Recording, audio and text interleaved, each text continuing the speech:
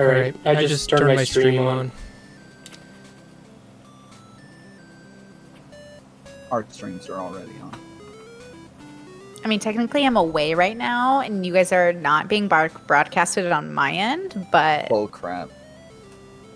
That's messed up. She doesn't want to give us any of the fame. No, I just don't want to, like, you know, what if you want to tell us a secret right now? Yeah. Alright, I'm sharing my fame with you guys, okay? Even though she's not doing it, I will do it, okay? Thank you. Yeah, I need the I'm boost. very charitable. It's kind of, it can be like weird. Like it's good to have a moment before you turn the stream on, I think. I just turned it on because I wanted to start playing my music. I mean, I have mine on. I just have a be right back sign on. Fancy. Yeah, well, I try.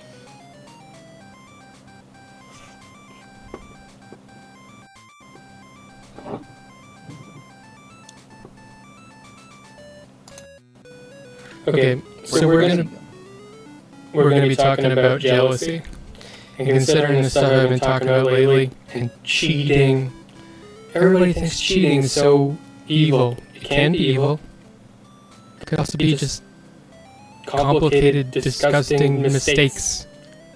We're gonna get into that, I'm sure.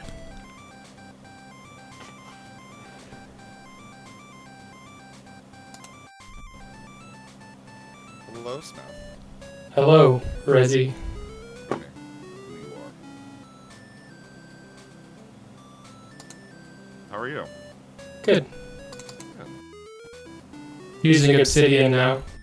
You're the clay video, and I loved every moment of it. I thought it was fantastic. I haven't talked to you in a while.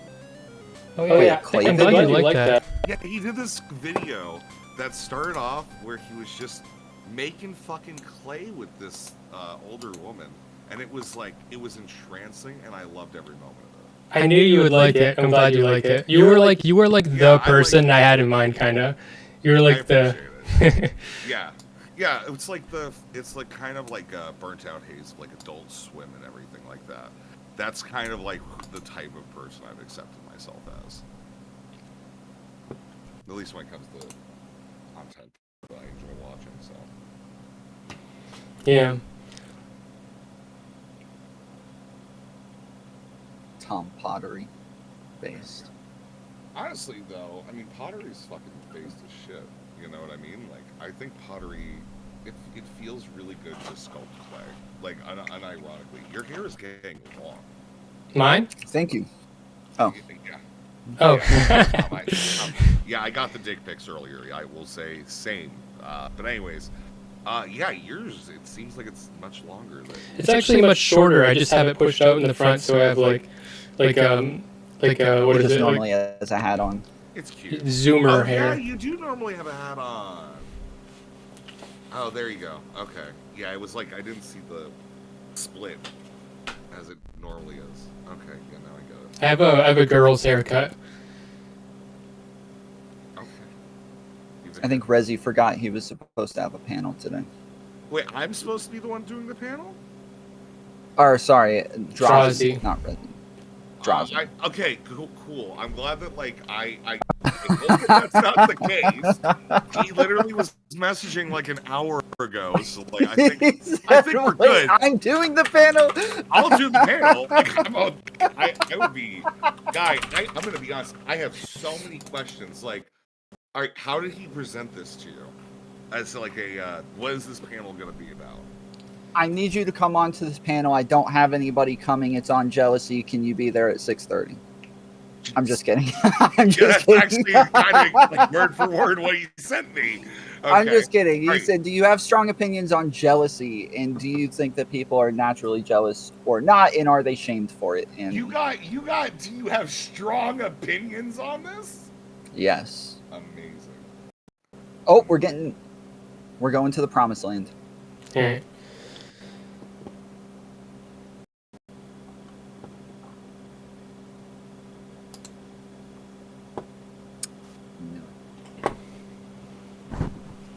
Hello. Hello. I know, but they can't see that. Only you guys can. What do you mean? I don't have my camera showing. In fact, I gotta There we go. Let's see. Why am I not seeing? Oh, I see. We gonna get video from you, Krys? Oh yeah. Just give me a sec. Okay, when you guys hit video, you'll pop up. The way I have my OBS set up, it doesn't work very well. What's up with the 8-year-old Drazzy vibes? 8-year-old? Oh, I was gonna wear a dress shirt, and I didn't have any dress shirts clean, so I was like, you know what? We're going cats because I'm fun. It's just the table makes you look like you want puppies, like real. Hey, in all fairness, the table, that was all Tuna. He set this up, and I'm super grateful that he did. I have no complaints. It's like the perspective of things, right? Like right now, I'm not sure if I'm allowed to talk about relationships and not be called a groomer with you in the room. You sound like you're in a freaking tunnel right now, homie. Me? Do I? Oh, you know what? This is, Yes. This is Krys all. No, this is Krys all the time. Don't worry about it. Wow, Oh, that's thank not you, good. me. that's rough. Well, it's no. You have like a booming bass, like resonance shit going on with you. You know? Yeah, you sound like you're in like a sewer and you're talking to me from 100 yards away.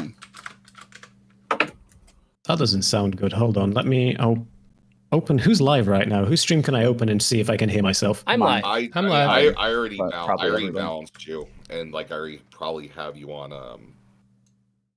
whatever compression. So like I don't. Should we be streaming this right now? I'm already streaming. I'm already live. Yeah, most of us I are was already gonna- streaming. I was gonna Hello. talk for a little bit beforehand because nobody ever shows up on time. You guys were all here on time. It was insane. I had zero expectations. What do You were the expect? one who was late, actually. Yeah, I was testing my sound stuff, and it turns out everything was working. I was just in the wrong scene. I was just trying to be really, really careful to make sure everything was good. And I was like, it's fine. They're not going to be here on time anyway. There's never been a panel where everybody showed up on time ever. Well, my OBS is frozen right now, so You look good at least. thank you. I mean, his picture's frozen, so that is a good look for him. That's actually it's a very stern look. So What up, I bitches? guess. Hi, Stardust. How Hi, are you? Stardust. I like your table, ElderDrazi. Thank you. It's kind of cute. Is Eventually, that like a Minecraft table or what? it's actually a real table that we just like changed the saturation on to make it look a little bit like this. I don't know. Tuna helped me with it. I like it. I'm not going to complain about a single thing you did. It's kind of cute. It's kind of cute. I kind of like it. I like the look of it. I think it's super funny. Eventually, yeah, it's kind of like a prop. Eventually, people will be able to like pay to have like props put onto it. That's cool. We have like things set up, like there's like a little Rubik's Cube and stuff that we have, and very nice. all kinds of nonsense, but we haven't gotten that far with it. Okay, I'm jealous. I'm are you jealous. I'm jealous of? jealous of like how optimistic you are. Who? You. This is so cute and like so endearing. I'm jealous of that of you. Oh wow, I really appreciate that, Optimistic about Rezzy. what? Sorry. Optimistic about what? It's like this whole About thing. this It's like, stream? this is so cute. Like there's just like a nice spark that Drazi has that I know that I've felt before, and I have a jealousy that he gets to feel that right now. Well, that's very convenient since the panel is about jealousy. I know. Somebody on my chat wants to know if they can put a cock on the table. That won't be one of the things because that's TOS. I think about as edgy as it gets. We'll just save it for when we have Wait, that do stuff people available. get to choose? We got some or- fun stuff. Do people get to choose, like send you like little pictures and shit if they microwave it and whatever? No, I have a whole bunch. We have a whole mess of stuff that can pop up on here. Oh my gosh, I have such a great idea. Okay, everybody in ElderDrazi's chat, in my chat, and everybody else's chat as well. You need to start campaigning for one of the things that ElderDrazi puts on his table to be a framed picture of me. Okay, it's super conceited, super funny. But it would be so base, and it could be like a little shrine, right? And it could just like you could put like savior for white race underneath it too. It would like, okay, everybody start campaigning for it. Make it happen. Let's go, guys. Let's do this. I guess I'm Very not conceited, though. I'm not opposed to that. If enough people yell at think- me about it, I'll do I it. think that there's actually you really should have a picture frame where people can put whatever picture they want in the frame on the table. Maybe. I think you can do that live too. Okay, That'd be okay. really good. I'll talk to Tune about it. So while we're waiting for everybody to get their cameras going and all that, I figured I'd go over. I have a you couple mean special just me? rules for this panel. They're not like really restrictive or anything. Just want to go over them. Part of the way through, I'm gonna take a poll, and whoever people thinks has been like the most engaging or like the best behaved, they're gonna vote for their favorites. Let's be honest. That person gets to on demand at any point after that one time have everybody but somebody who isn't them muted to let that person speak uninterrupted. And they'll also be able to give somebody else the ability to have somebody stop talking and steel man the person they're arguing against for anywhere between 30 seconds to a minute. My panel show is called Please Be Nice. I'd like to encourage people to be nice. I know you guys aren't going to be nice to each other, but if I can incentivize it just a little bit, I'd be pretty happy about it. And if people end up using those things maliciously in some creative way that I haven't foreseen, I guess that's just how it's going to be. But I hope that you don't. It makes me want to make a panel called Please Be Mean. That's fair. every panel. Yeah, that's Yeah, that is every panel. So we just get don't have a, Krys's. Yeah, no, I'm here. Can I just get a quick vibe This check if is the literally quality of the stuck sound in is the any Matrix different, or Okay. You're Still the fine. same. It's echoey, but whatever. It's not. We can it's understand not- you. It's a lot of reverb. beyond this point? Yeah, beyond this point, there's nothing I can do about it right now. sounds like It's the fine. voice of God, you know? Yeah. You So- can't. You probably just need to get some something to like compress out like the edges of it because it does. Yeah, ever since I moved, I think it's just like the room I'm in is like empty as fuck. So Oh, you Yeah. do that. That's Yeah. also could be it. Yeah. Are we gonna get a camera from you, or is that yeah, Jesus your fucking audio? Christ, Drazzy, do you want to ask for the fourth time in like 3 minutes? Jesus Christ! I didn't know if your audio you have issue to ask 4 was fucking caused- times. I don't know if your audio issue was tied into the video issue or not. Because if it wasn't, was, I'm just shy. Okay, I don't like people seeing my face on the internet. There we go. Hi. gorgeous. I love how good your skin is. All Smeth, right, are you everybody- wearing makeup? Neat. Nope. My audience says you look really good. They weren't sure if it was because you were wearing makeup. No, it's because I got all these different lights going on and stuff, and Ooh, nice. I'm also not wearing makeup. ElderDrazi, I've just done you a favor. I've sent you the picture that I think would be good for your table. So, you know. Noted. Yeah. I'll see what I can do. I wasn't gonna say Okay. anything, Smeth, but since Brittany did, your hair looks great. thank you. Yeah, I do like the hairstyle. It Yeah, only looks ever good. it only ever looks good for like a week and a half every 6 months because that's how often I cut it. Okay, well, I appreciate everybody being here. Thank you. Krys said he wasn't sure if he was going to be able to make it. He probably couldn't. He was able to make it, so that's why he's shown up here out of nowhere, but I'm super happy to have him. So I'm going to have everybody introduce themselves, and at the end of your introduction, if you can just kind of give like a baseline take, we don't have to have discussion on it. I want to move quickly.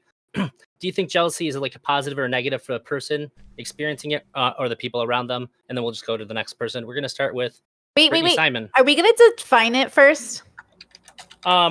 Sure. If you want, we can define the difference between jealousy and envy. Do you want to do that? Would that be good? Oh, I mean, I can do it if you'd like. From my understanding, right? Jealousy is like the fear of losing something, and envy is the wanting something else someone has.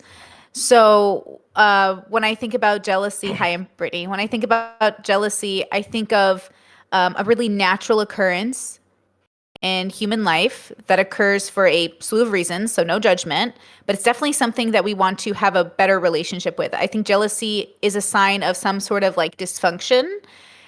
Could come from childhood trauma, could come from a misunderstanding and miscommunication, but it's not something that makes you a bad person. Usually, though, if you kind of wallow in it, it can make you do things that you would be shocked you would do. So I do recommend having a more healthy relationship with it than a negative one, because sometimes that fear of like, I'm going to lose something can cause us to do things that just isn't healthy. You know what I mean? But jealousy itself is a very normal emotion. So I think that's the part that I want to make sure is really clear. Okay. Thank you, Brittany. We're going to go next to Rezzivaer. Hey, Rezzivaer all platforms. Jealousy is a good emotion. I think that it's just generally a good emotion that a lot of times can go a little hog wild, as most emotions tend to do. So, I think that as long as you're not going ahead and obsessing over an ex and her new boyfriend while you grind an axe, covered in oils in the dark of the night for hours upon hours, then like yeah, that's probably bad jealousy. Because I do think that just to say that like reducing it to just envy being a displaced part of jealousy, I don't think really works that well. I think that is like hand in hand. I think that jealousy turns bad when it turns into resentment, and I think resentment is a form of jealousy. And I think that we should avoid resentment, but a healthy jealousy allows us to go ahead and give a care about the bonds that we have with other individuals, and ultimately enforces our empathy and our desire to continue to have those individuals in our lives. Okay. Thank you very much, Rezzivaer. Stardust. Yeah, so I was not like fully aware of like the difference between jealousy and envy. I think most people use it interchangeably. But I will say, like, for a while, I'm not somebody who gets jealous very easily. And for a while, I was also very uncomfortable with ever being jealous or envious. And this was probably when I was younger. But I don't know. I guess I'm not like a very naturally like jealous person, but when I do feel it, it's definitely one of the most like one of the emotions that I just don't like, and I would rather walk away from a situation than have I guess like have jealousy like in that situation. But I think overall like yeah, it's normal. It's a normal emotion. As long as you know how to deal with it and know how to like work through it. And obviously like I'm not the best example of that, but at the same time I don't really get jealous very often, so yeah. Thank you, Stardust. Mhm. Krys. Yeah, hi, I'm Krys. I go by Krys Speaks everywhere. Krys is spelled Krys. I think generally speaking, jealousy can come from two places. One of them is insecurity. The other is just being like your regular human emotion. You want less of that first one. You want that second one kept under control. The stronger and healthier you build yourself up as an individual, the less insecure you're going to be on average. So if you do feel jealousy quite a lot in your everyday life, you should probably try and think about why that is. And yeah, that's it. Thank you very much, Krys. Smeth, lay it on me. I think that jealousy is one of the most trigger, like you're very likely to have a hair trigger with jealousy. It's very irrational, but it is there to protect you. So it's a fear that we have to protect ourselves, but it's usually dangerous, and we can like lose sight of we can lose sight of reality. Like I've been talking about cheating a lot, and people just are unable to have a nuanced conversation about cheating because I see it as something complicated that could be a lot of different things. Everybody's like, you're an evil person if you cheat. You deserve horrible things to happen to you. Your partner needs to go around to all your future partners and warn them that you're a cheater. And I'm just like, no, like it's complicated. You're not seeing things realistically, and I think that's what jealousy is. Thank you, Smeth. Tom Foolery. It's nice yeah. to stream with you again. Please introduce yourself and let us know. Yeah, so I'm Tom Foolery, mostly stream on YouTube, but I have streams on a bunch of other platforms sometimes as well. I agree with Brittany's distinction between envy and jealousy. I think that jealousy is an insecurity almost always, and I think insecurities are pretty natural. I don't think that there's necessarily anything wrong with them. But I think any sort of insecurity that you have is, it can either be good or bad just based on what it is that you do with it. The feeling or the emotion in and of itself, let me rephrase that. The feeling or emotion in and of itself is never good or bad, but what you do with it is what matters. And if you're incapable of controlling your jealousy or reacting to it in a positive way, then it's going to be a bad thing and something that you need to work on. But I think that we both encourage people to be jealous, and we socially want people to be jealous to exist within monogamous relationships, while also I think we stigmatize men more than anybody else probably for being jealous, because it comes along with like possessiveness and things like that. So yeah. Okay. Thank you, everybody. I'm gonna bring up the first topic, and I just kind of want to explain why this is the topic and why I've asked you guys to do a panel on this. I don't really understand strong jealousy. I see it all the time. It seems like people have like a reaction that's like akin to like a near fatal car crash or like a nuclear bomb going off. I get like a bee sting. If I feel jealous, I can talk about it and then let it go, and then it's fine. But it seems like nobody I know engages with it like that, and it's really weird to me.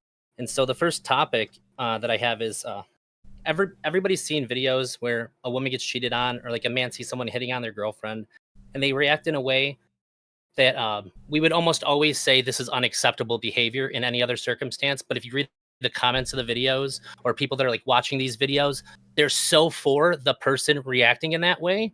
And I don't know if this is how most people feel, or if this is a really small group of people that just happen to find these videos. Do you think that society encourages people to behave what I at least would consider to be like overly strong to their jealous feelings? Or do you think that society does a good job of like stifling this kind of behavior? And is it good or bad that we react the way that we do? Can I just clarify, are you asking specifically about cases where, like you've said, it happens in a bar, your girl's being hit on, so like you batter the fuck out of the guy who's doing it? Or are you asking about like these kinds of videos that you will see pop up on Facebook or TikTok on YouTube where like a guy is like, the wedding's happening and it turns out that his wife cheated on him, so he ends up like putting on a projector with the video in front of like the entire family and friends? Like what kind of level of response are we talking about? Like, are we doing the strategist or are we going barbarian route? So I'm just saying that I think that both of those examples that you just gave are what I would think to be really extreme. If it was not something that was attributed to jealousy, most people would almost always condemn these actions. So these are just examples. You can bring up your own examples if you want, of just people behaving in a way that we would normally condemn, but is generally seen as permissible because they're jealous. What about the first one was condemnable? What was the first example you gave? Krys? Oh yeah, just battering the fuck out of someone in a bar. Oh, battering. Oh yeah, that's not defensive. That's not defendable. But like, you could confront them. You could have a conversation. That'd be perfectly reasonable. Yeah, well, the reason why I've asked for a clarifier specifically is because I used to be a way more jealous person than I am right now, but generally speaking, I don't know of many people who would justify someone assaulting someone else over like feelings of jealousy. Like, generally speaking, I feel like even the more jealous people go like, oh mate, you might want to chill on that one. Sure. I guess let me clarify it this way. There's somebody that my wife knows who did something out of jealousy, and it has now resulted in a police report being filed. And when she told me how everybody that knew this person that did it was like, oh, maybe you shouldn't have done that, you should really chill out. I said, is that because they thought the action was too extreme, or they were concerned about the consequences that this person might face because they did this, and then like they might go to jail? And it was like everybody was just concerned about the consequences. They didn't really care about the extreme behavior. But I feel like nobody. Yeah, it's going to be different for each group. It's going to be different for each group. But what I would say is that in general, when people have this like empathy for people who experience like infidelity online and they act crazy, generally it's more empathy than it is like them endorsing the action. I think at least I don't know, from what I've seen, I think most people would say like, it's probably not a good idea to hit somebody, but we understand why it happened. I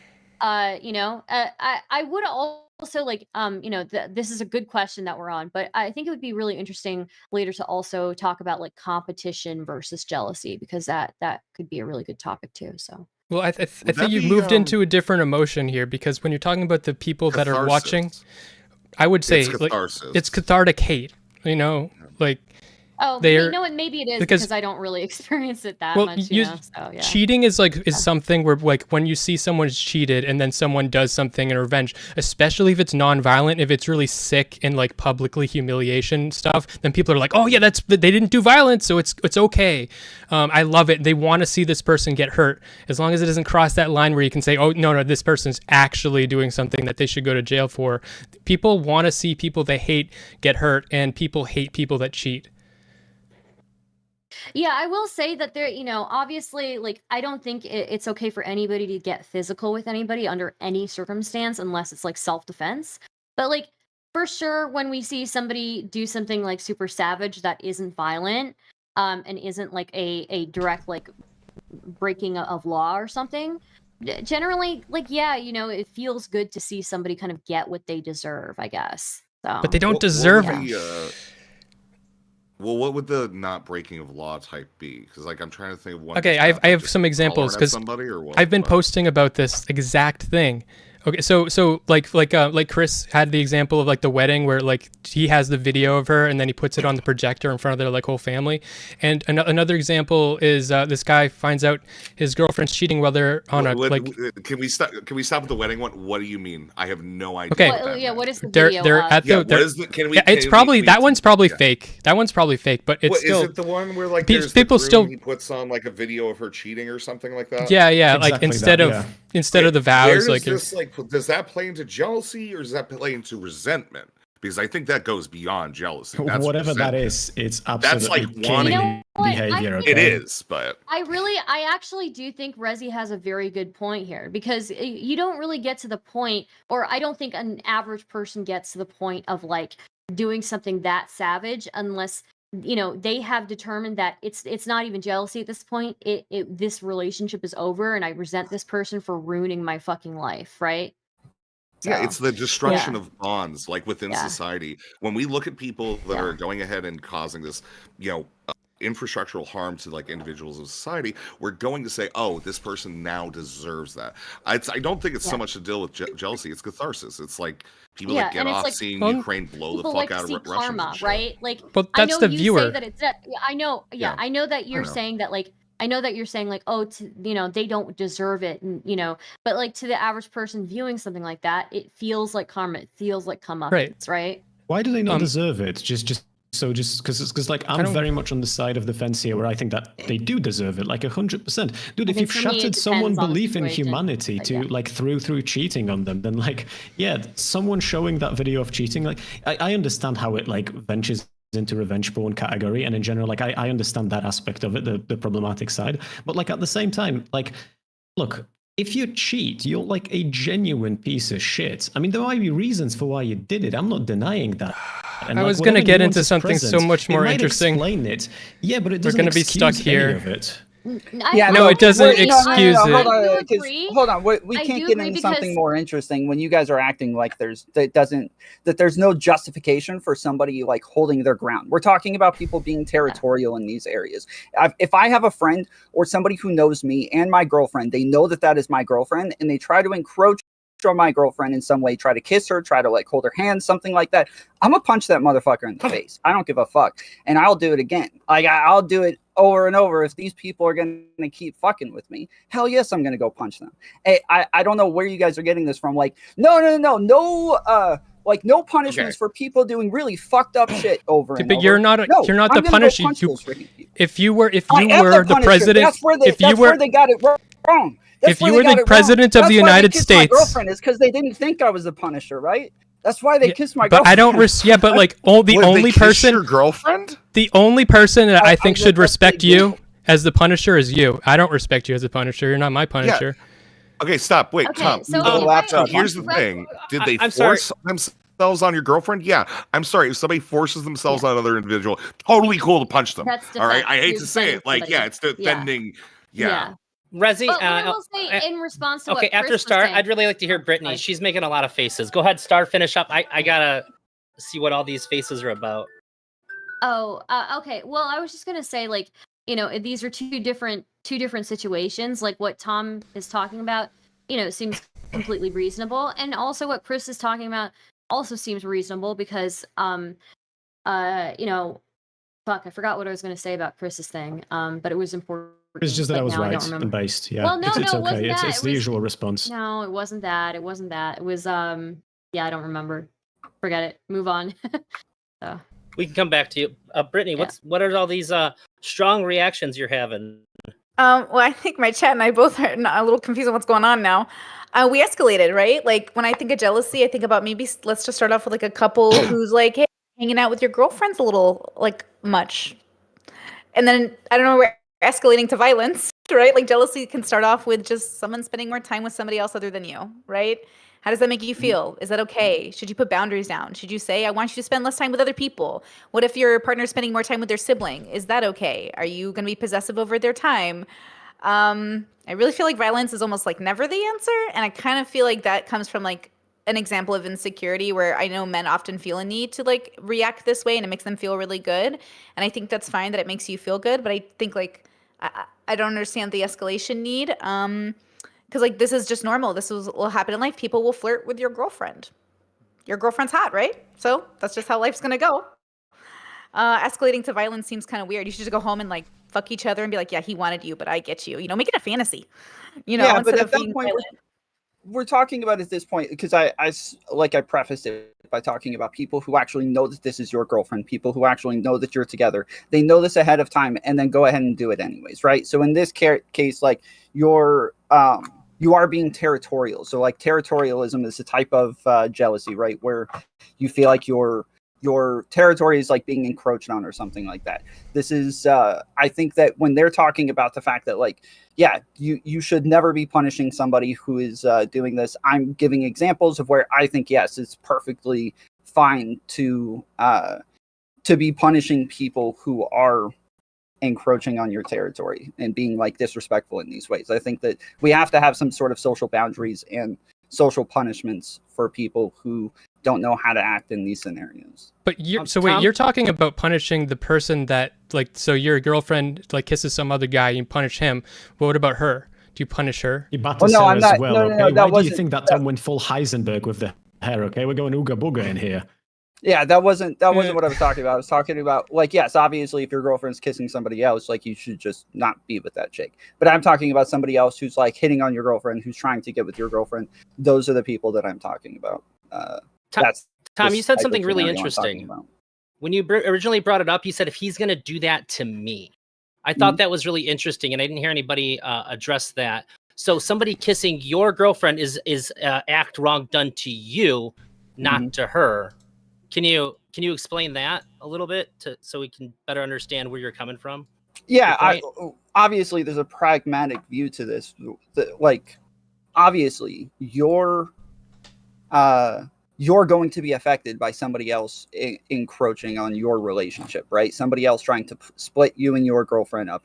Obviously you're going to be affected by that, right? So I like one of the examples I gave is like somebody that you know, somebody that's your friend that is actually coming over and hitting on your girlfriend, trying to like put his arm around her, trying to kiss her, like those sorts of things, right? Not saying that she's kissing him back or anything, but that he's making moves on her. This is the example that I gave. Yes, obviously, I think in these scenarios he's doing something to you and her, and that yeah, these are like things that generally should have some sort of. So she's cool with you if she doesn't kiss back, right? Yeah, of course. Like, yeah, Okay, she's cool. saying like, yeah, I didn't want him Yes, to this do dude's this. like and he's- doing like a light sexual like assault, and like you kind of interject yourself in the situation. So that's different than jealousy, Like though, because pushing-ish. so if he's stopping like someone from doing a sexual assault, I'm not even saying stopping. Yeah, but like That's something protective. coming up on his like I'm ex-girlfriend, not even right? saying That's stop. resentment, right? If it's like the girl's with a new person, right? And then some dude comes up that's like a previous. If your like, girlfriend's with current another guy, that's situation. freaking weird for you to go like try to get revenge over the fact that she's with somebody else and you're just Yeah. upset about it. Yeah, Yeah, that's but that's resentment. That's where jealousy goes bad. Like, you know, it's like that's like I think a defining line where I think you're having this different one where you're kind of it's I guess like you have like a level of possessiveness where you're trying to go ahead and assert dominion over the things that you have, and like to have those as like what it is that is around you and whatnot. I don't think you're really like speaking to people that don't necessarily have that possessiveness. to begin with. Some people are like just open to that. I guess that's like I think that a lot of people are a lot more okay with that than they would think. Well, it only makes sense it's about as respect. Go ahead, Smith. Go ahead. it only makes sense as jealousy if you think that you're going to lose your girlfriend because of this action. Not even. No, again, an aspect of jealousy is just somebody else encroaching on your territory. Like that is another aspect of jealousy. It doesn't necessarily have to be that you're afraid of losing something. It could be that somebody's just attempting to take something, right? You might not be afraid that you're going to lose it whatsoever. It's the attempt that they're going to take it in the first place. You're just Golda my earing the shit out of it, basically. Like just going ahead and making the preemptive strike and then using that as an example to further suitors that would try to encroach on your territory effectively is like the other thing. It's about sending a message, Tom. Well, I feel like if we can, so here's kind of what we're talking about right now, though, is a slightly different type of jealousy, right? Because it seems like everything that we've spoken about is something that we kind of like, I can see where your reaction's coming from. I can see why you would at least feel the way you do. But like usually at like micro level, you usually have jealousies in the relationship that don't really make sense, right? Because they come from like your own insecurity or your own issues that you have. It's like, I remember fucking ages ago, before I moved in with my partner, before the relationship was as it is right now, we used to be in a long distance relationship. And like I had plenty of fucking insecurities to go around. So like when she'd go out, for instance, without telling me that she's going out, I would feel insecure because she's going out without telling me so. Like that isn't healthy. There isn't a justification for it. It's not like she was going out and like meeting with all the fucking guys under the sun. It was just the fact that like she was doing something out with other people that I didn't know about, and like all of the fucked up thoughts started running rampant. Yeah, I mean, this is why I started off by saying that jealousy in and of itself isn't necessarily a negative thing, right? It's not necessarily a negative trait. It's about how you react to it. Sometimes like people are just jealous, they're jealous beings, and lots of people enjoy jealousy in a relationship. Even like they want their partner to want to be with them, they want their partner to care about things, they want their partner to react a certain way to things, to make them feel like they're loved, to see that some sign that they're like afraid of losing them. Like there are aspects of jealousy that aren't necessarily bad, but there are tons of aspects of jealousy that are bad, or tons of ways that you react to jealousy that can be bad. You can be the most jealous person in the world, but not react to it in a negative way to where it's not affecting other people around you. I don't know if that's possible. I don't know if you can be that jealous and then not have that somehow feed into your behavior or your actions or what you say.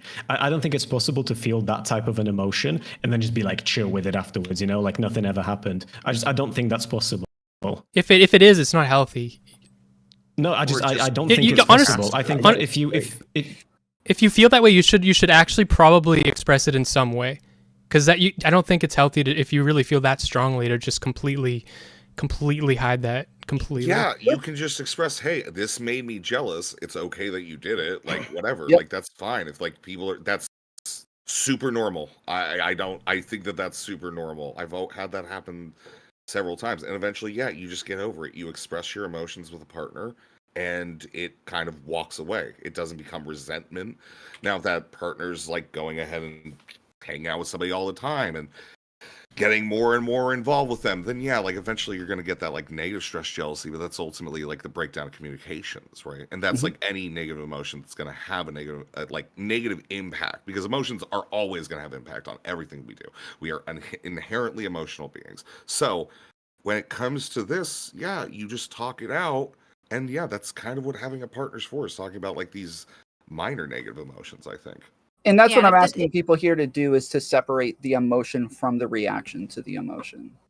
Well, I would say and if you're experiencing jealousy to such a point where it's kind of like all consuming, that's where therapy comes in, right? That's a mental health problem at some point, right? Just like if any emotion gets kind of ugly. But I will say, I'm surprised we went again so fast into the violence conversation. What would you guys do if your partner was spending more time with other people? How would you talk about your desire to see them more? How would you even bring it up to them? Because that's what I think actually is happening in most people's lives, is that people are going out with their friends, they're not communicating, they're wondering where they're at, and they're maybe not even jealous so much as hey, I want more of your time, but can we balance it out? And then that leads to jealousy if it's not answered. There's just so much common jealousy in people's relationships before we get to the possible punching. Well, again, I only brought up the punching part just to say that they were making like blanket statements to Yeah. say some things are never okay, and I'm trying to give examples to where like there are extremes to where I think Yeah, some of you these made a things good could be point. It's not okay. okay. That's You not did okay. make I that wanna- clear. The way that we're I talking. Yeah, I'm no, pretty if we can- anti-violence, but But if we can sit on that, like there is, it's not like I don't think anyone in here doesn't understand why Tom's mind or somebody else's mind might have gone here, right? Like this is like a classic thing that happens in a relationship. A dude it's in gets movies all the jealous. time. Yeah, yeah. I mean, movies is one thing, right? But like, I've got examples of this from like my real life friendship groups. A dude gets jealous. He starts like festering up these feelings in his fucking head. He has no way to talk to his partner that he knows how to do in a way that doesn't make him feel emasculated, and then he just comes out and starts swinging. Yeah, Yeah, that's it's not kinda really monkey what we're brain, talking though, about. right? Like the We're lowest common talking about denominator. we're more so talking about justified ways of reacting, not ways that you can empathize with. Like you can keep saying, well, I understand why somebody would feel that way. That's great. We're talking about whether or not the reaction is actually justified. But I mean, Brittany keeps trying to like pull it back. I only brought that aspect up just to say that we're kind of making blanket statements that I don't think actually apply as blanketly as they're being said. But if we can actually like get to parts where we're escalating this a little bit more slowly to kind of have conversations about separation of the emotion and how we react to it and what healthy ways are to react to these things, I think that I would think be it a better was it you, conversation. Tom? Who said it? Oh, go ahead, Stardust. Sorry, yeah. To be fair to ElderDrazi though, ElderDrazi was bringing up situations where people act out of their jealousy, and people were saying, that this person, like they were justifying it, right? And the only reason they were like against it was because of legal reasons. But so that is kind of like what the aim of it is, right? Like there's like healthy jealousy and where you don't act on it, and you keep your shit together, and you don't act like a lunatic. But there are times where this goes into what Rezzy was saying. I think Rezzy made a very, very good point. At a certain point, it's not jealousy anymore. This person, you can't be jealous now. It's just resentment, right? This person like fuck things up for you. So I don't know. I think obviously like these things like being jealous when your girlfriend goes out at night and doesn't tell you, like that's a normal thing. That those are things that most couples are going to deal with at some point. But yeah, there is something to be asked about, like whether society kind of like reinforces and justifies lunatic actions because of jealousy, right? So Yeah, I think some people, I don't know who said it earlier, but that some people mistake, and I would call it dysfunctional. Again, dysfunction meaning not working in a healthy way, functional meaning working in a healthy way. That's my definition. But I feel like it is dysfunctional to use jealous passion as a plus in a relationship. Like, I love it when you're jealous and like you're possessive and like it's hot in bed. And I love it in a It vampire doesn't novel. necessarily have to be possessive, though, does it? Everyone- Like, you can be jealous and be afraid of losing your partner. It could be that they want you to be afraid of losing them, or that they think that you're not afraid of losing them and that they could just go off and be with somebody else and you wouldn't care and you would just move on to somebody else. There are aspects of jealousy that I think are perfectly healthy within a relationship. Well, So like, yeah. that thing that you just said, Brittany, the possessiveness and like wanting your partner to be jealous, that's actually a topic that is on my list. Feel free to say what you were about to say, but I also want to move us back after that to my overall question, which was, do you think society encourages some of the worst behaviors that people exhibit in response to their jealousy, or are we doing our appropriate responsibility to let people know, like, hey, that's not a good enough reason to do this? Yeah, I think it I'm does. gonna be honest with you. Go ahead, I think. Sorry. I think I think we do encourage it, because I don't even think what Tom is talking about is jealousy. I think it's just a simulacrum of jealousy, because if it's at the point where you actually are not insecure about losing your partner, you just are being territorial, and you just need to like punish people for trying to get with her, even though you don't feel like you could ever lose her because of that. It's not actually jealousy. That's just like hate or something, or like it's some like abstract justification for violence that's not connected to an insecurity. Yeah, again, from what I understand and all the research that I did on this, being territorial of like your own possessions is an aspect of jealousy. Not necessarily that you're afraid of losing it, but that you're being defensive because you don't want to lose that thing. And so it's still an aspect of jealousy. You're saying, I don't think this thing is bad, so I don't want to call it jealousy. And that's kind of my point, is that I don't think jealousy is necessarily bad. Okay, depending on the culture you come from, because I don't know who society is, right? Like I was raised in a culture that does not encourage jealousy or envy. Like they're religious people, right? Like that's not part of humility. So you don't want to be jealous or envious. And it kind of helped my siblings and I. Like we compete pretty well with other people. We never want what other people have. We're pretty good at just doing it. I actually have gotten feedback from my partners that they're upset that I'm not jealous because they're like in the beginning stages of a relationship, just want to make sure that I'm really into them. So I just, I really I just really smother them with love every day to make sure they know. Well, he knows, it's one person, but I don't know what the tool of jealousy is except an insecurity, which is fine. But to me, insecurities need to be tackled. So there's no healthy insecurity. There's only a normal insecurity because emotions are normal. But for me, insecurity would make me less efficient as a person. So I would work on tackling those things. So Tom, I just want clarification. Are you saying that the insecurity of jealousy is healthy because it's normal or because it's something like where's the healthy part? It's healthy because it's actually beneficial to society. So like things that are like monogamous relationships are beneficial to society. I don't think if people aren't jealous that they're necessarily going to be in monogamous relationships as often. So I do think society encourages people to be jealous. And I think society encourages people to be within monogamous relationships, be defensive of those relationships, be territorial over those relationships.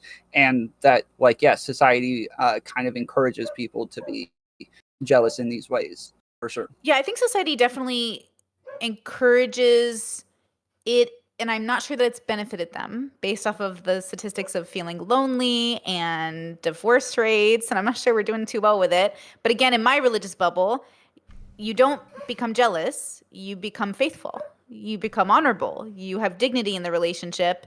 So if you have a normal emotion like jealousy, you just talk about it, renegotiate boundaries, and then move for something that's more healthy. But I don't want relationships to stay together because they're jealous or insecure. I feel like you just mentioned an aspect of jealousy that is perfectly healthy and normal. But you keep saying because it's insecurity that it's not healthy and normal. And I'm saying there are tons of aspects of jealousy that are healthy and normal and that don't necessarily have to be dealt with in a way that where like you have to get rid of the insecurity, but instead you deal with what is making you insecure. You have a conversation with the person that is causing this to happen to you, and hopefully the two of you can deal with it in a healthy manner. That doesn't mean that the jealousy was a bad thing. It just means that the jealousy made you guys move on to a better part in your relationship. Well, you're kind of saying it's a bad thing by fixing it. No, the feeling is not bad though. You're changing the other person so that they do not make you feel that way anymore. But feeling that way isn't the bad thing. And that's kind of the part that I like when you say it's an insecurity, therefore like it's bad. I'm saying I don't think the insecurity is bad because hopefully it'll bring you guys to like a healthier relationship in the end. Yeah, I definitely think there's a way. Well, first, you could be having the emotion unreasonably too. Jealousy, like not all emotions are reasonable, right? So I just want to make sure that there some people like there's insecure jealousy. Some people have relationships with that, right? And so I want to make sure that when we're having a realistic, like, hey, I think I'm a little jealous that I'm not getting more of your time. Is that okay if I have more of it? Versus, and you're gonna fix it, so it's an insecurity you're fixing. I would call it fixing, but it's okay to have it. And then there's I don't even want you to talk to your mom. You talk to your mom too much. I notice that you talk to your mom like every Sunday, and I want Sundays to be my day, even though I get every other day. I need Sunday too. That's the unhealthy jealousy, right? It's like, what do you need my time that much for? But is that the jealousy or is that the way you're reacting to the emotion? Like, I feel like you can have the emotion and feel like you want that attention without necessarily saying, I need you to stop talking to your mom. Well, I don't know. Because if you go to therapy for anger, right? The anger is the thing you're working on, not just your reaction to the anger. So you would also work on not being angry just because this thing happened. So I would say you would work on not being jealous just because the thing happened. Like, I don't want someone jealous every time I talk to my mom. Like, you need to get rid of that. That's crazy. You need to be a person who says, like, I think the jealousy it's not a useful, efficient tool in a long-term healthy situation if I'm thinking about it the way I'm thinking about it. In the example that you brought up with anger, you're not only working on the anger, you're working on impulsivity issues to where Yes, you're able to correct. use healthy processes to deal with the anger in the future. Not that the anger is just going to go away, but that you're going to find healthy ways of dealing with it instead of being impulsive on those emotions. And so that's what I'm talking about with jealousy as well, is I think that you can have the emotion, have the feeling, deal with it in a healthy way. And that's why I keep asking, like, I feel like we need to separate like just having the emotion and it being good or bad to like just the way that we're reacting to those emotions and whether or not those are good or bad. Just like with anger or with jealousy, okay, eventually, let's say I am very jealous. I'm like, Tom, we've been dating and I feel like you give your mom way too much time. And as much as I like your mom, I'd really like more of your time. And I'm really jealous about it. But I get that feeling every single time you talk to your mom, even if it's within reason. Eventually, that is something I should work on because I shouldn't be feeling it at all if I fix the problem. It's a detriment to you. It makes your life worse. Yeah. Okay, wait, there's a difference here. Like there, I think that Tom is right. There is a time when the jealousy, I see it as stemming from an insecurity. I'm seeing like there are times when it's good to be insecure because you're right. So maybe you're in a relationship and you actually are correct that this person's mom is trying to turn them actively against you, and that's like actually something that's happening. But that's an unhealthy situation. We should be in relationships that don't put us in situations where we actually have to be insecure about the relationship. I mean, it will come up naturally sometimes though, right? Because we're humans, right? So like, you're not saying that, okay, you're saying we should work through it, right? Well, like, I'm just saying, like, if you experience like extreme jealousy and insecurity, that's always justified. Like any little thing could destroy this relationship. It's so fragile. Like that is an unhealthy situation. You need to be in a situation where you can be more secure. What about the flip side of things? What if your partner doesn't feel any jealousy? Like, I'd be weirded out by that in a relationship. I think that would make me feel some type of way. I would definitely not feel like fully secure. Yeah, like it would. It's obviously there's this like I understand that generally speaking, like jealousy can have all of these like bad repercussions and bad impacts on your relationship and all of that shit. But at the same time, like if my partner's genuinely like if the demeanor I get off of them is that like they're happy with me, they're satisfied, but if I leave, they'll just find someone else and that's that. Like I don't know if I would be able to be secure in that relationship. Yeah, as somebody who's like that in relationships, and that's part of what I brought up. Hate it. People absolutely hate it because I'm just like, yeah, like I love you for the person that you are, and at some point that might not work out. I'm not a possessive person whatsoever. So yeah, I just don't. Yeah, it's terrible for relationships. I'll be honest.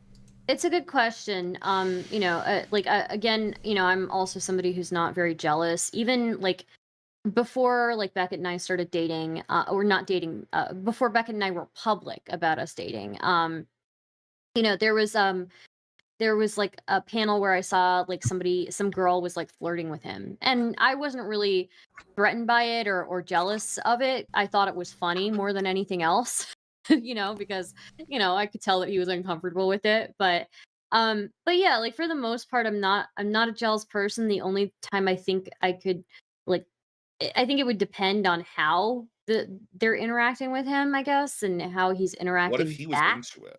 What if he was into it and like was like pushing the boundaries? Would that make you jealous, and would you dislike that? That would make me jealous, but if he were into it, that would make me like think about whether the relationship is right, because I'm the type of person that will walk away if I feel like it's to the point where he's like enjoying it and he's pushing the boundaries.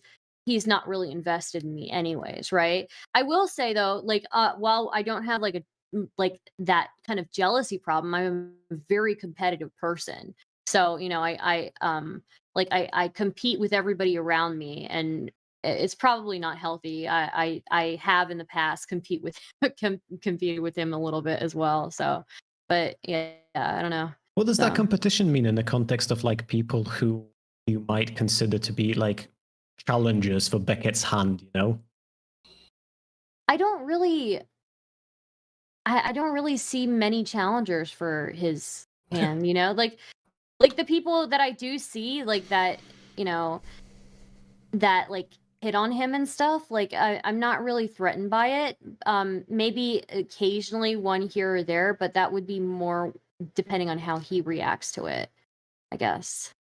So if that makes sense. I feel Yeah, no, it makes sense. I was just wondering if that like feeling of competitiveness, if that is just like how you feel about your jealousy, but like it will be difficult really, to no. dig that out. Yeah, not really. I feel Yeah, more I think secure. we generally I feel more secure when people Go. don't have insecure attachment to me. But 'Cause it you means, know, like- the it means, reason like- I don't have insecurities. Also, is what I'll Right. say is like you know, people say like jealousy is insecurity. Well, I will say I still have my insecurities, right, without the jealousy. I still have like days where I'm like down in the dumps, or in like the dark corners of you know of the world, right? Like yeah, I will have days where I'm still like in the shadows, even if I'm not feeling jealous about the way that he's interacting with people. It's still like insecurity, right? So yeah. There's other things that can like bum you out about relationships too. There's disappointment, you know, where it's like somebody does something and you're like, yeah, this was not good, and you know, even if we address it, you can be like bummed out about it, and that's in a relationship. But I think the larger, I like the larger point to go ahead and make of that is like, yeah, like once it turns into like the negative format where it's like gonna be causing you to go into those problems, that's when like you really definitely need to address it. I think there's healthy jealousy before that. I just want to know, is there any other root of jealousy other than insecurity? Are we just accepting that that's the root of all jealousy is insecurity? No, I don't think it. I actually do. I disagree with people when I say like when people say the root of jealousy is insecurity, because again, I think insecurity can be separate of jealousy, and I think jealousy can be warranted. You know, I think jealousy is not even necessarily insecurity. It can be like, jealousy can be like, you know, why is this person Possessiveness, disrespecting me? You know.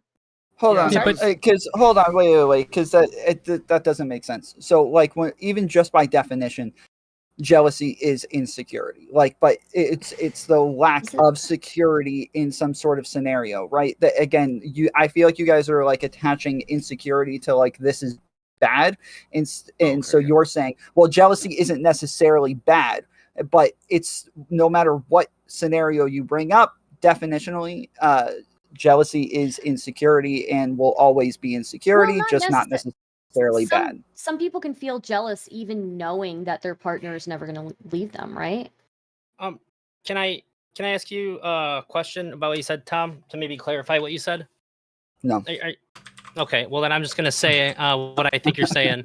It sounds like to me what Tom is saying is that it is insecurity no matter what. Whereas usually when we say I'm insecure, we're talking about something inside myself is weak or fragile, and that's what I'm feeling. But there's also external insecurity as well. Like the way things are going with this thing over here doesn't make me feel very secure that it's going to go the way that it needs to go for me. That would be like But an it's still going to external be about insecurity. a feeling. I feel like it's still going to come back to a feeling that's inside of you that will always be internal, right? Sure, but like the cause is not inside. Like the cause is like seeing the events not going in the way that like it needs to go for you. It's hard to know the you difference. Can be overly insecure. It sounds like you're saying there are types of insecurities that are rational and there are types of insecurities that are irrational. Sure. Is that what you mean? Yeah, okay. Then yeah, of course. I obviously agree with that. And I like even when you brought up the example or the question of like, you know, society pushing these things again, I think that like people in monogamous relationships are going to have some sort of jealousy to want to stay in those sorts of relationships. And I think that lots of times, especially because of the ideas with feminism, that men are overly possessive, that men showing any sort of possessiveness lots of times can be overly shamed and overly critiqued. And I think that men, especially showing some sort of emotion or feelings, lots of times can be stigmatized and overly stigmatized. And so men are afraid of talking about being jealous and are afraid of talking about how they feel within these relationships a lot. And even though they are definitely being encouraged to feel that way as well. And so, yeah, I think that there's like a weird dynamic where we do have to find some sort of even medium that is healthy, that is going to be productive within your relationship. And that's going to actually bring you guys to like a better place that you're both happy. Right. Yeah, I feel there's like you let everybody I'm gonna let everyone interrupt. talk Smeth, you before can me. I'm not gonna finish. I fight. know Cooper, you go do, for it. but you're making the Smeth panel more and healthy by Brittany, doing we're it. gonna But go to the next, okay. Right.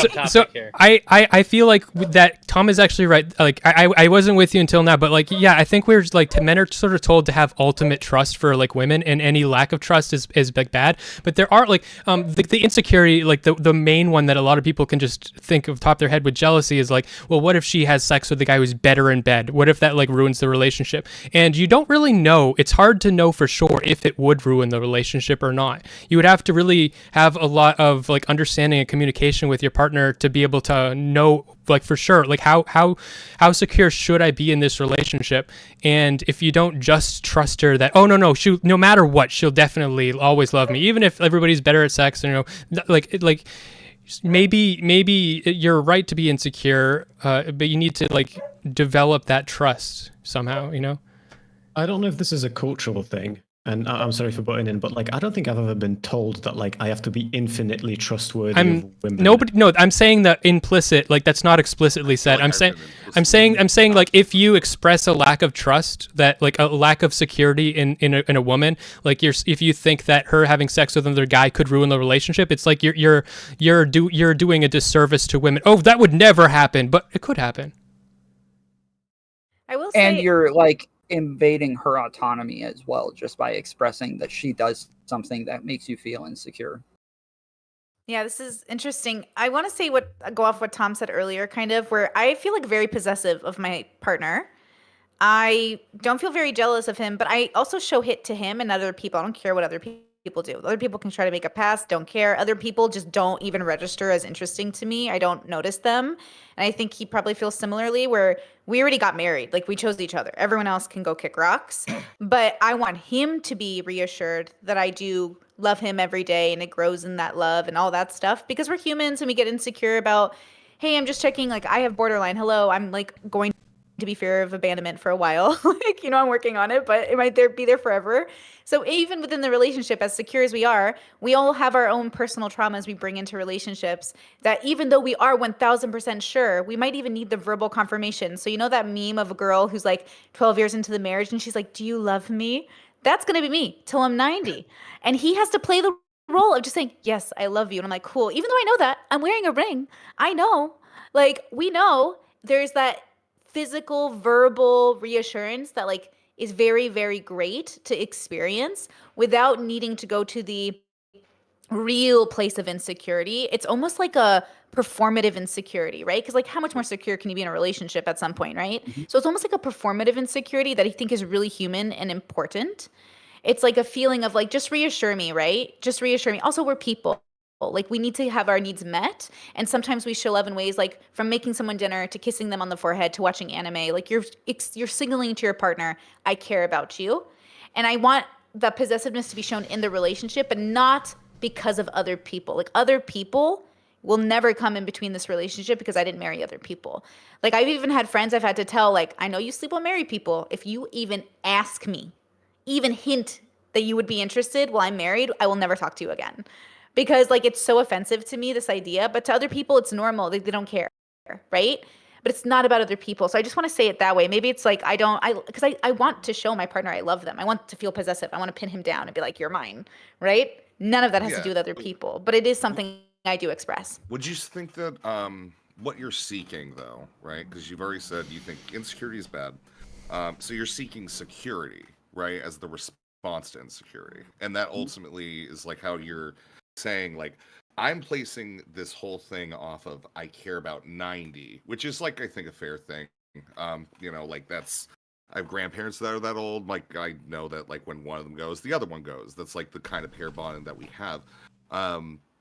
So it's just like so you just abstract jealousy away by just kind of like just immediately approaching it like over and over again effectively. Because I think like how we deal with jealousy like is probably the best thing that we can all talk about, because I think that would be cool, because I think that we're arguing about emotions, and I think that's pretty sick, and I think that all emotions are valid and we're all going to have our own experiences with that. So I think us responding to what jealousy is something I actually want to know. Tom, domestic violence. Brittany, you know, like love and bringing you in. I respond to jealousy with literally nothing. I don't feel possessiveness towards people, and I don't want that. I am a very singular person. I have my cats, and that's kind of what I do. I'm a raven man, so. Rezzy, that's a really good point. I think we can get into that really well with my next question. But also, I gotta ask you, what was the cat's name that you brought up there? That's Emilio. Okay, Emilio. Sorry. Yeah, I really enjoyed you whipping your cat up into the camera like that. Yeah.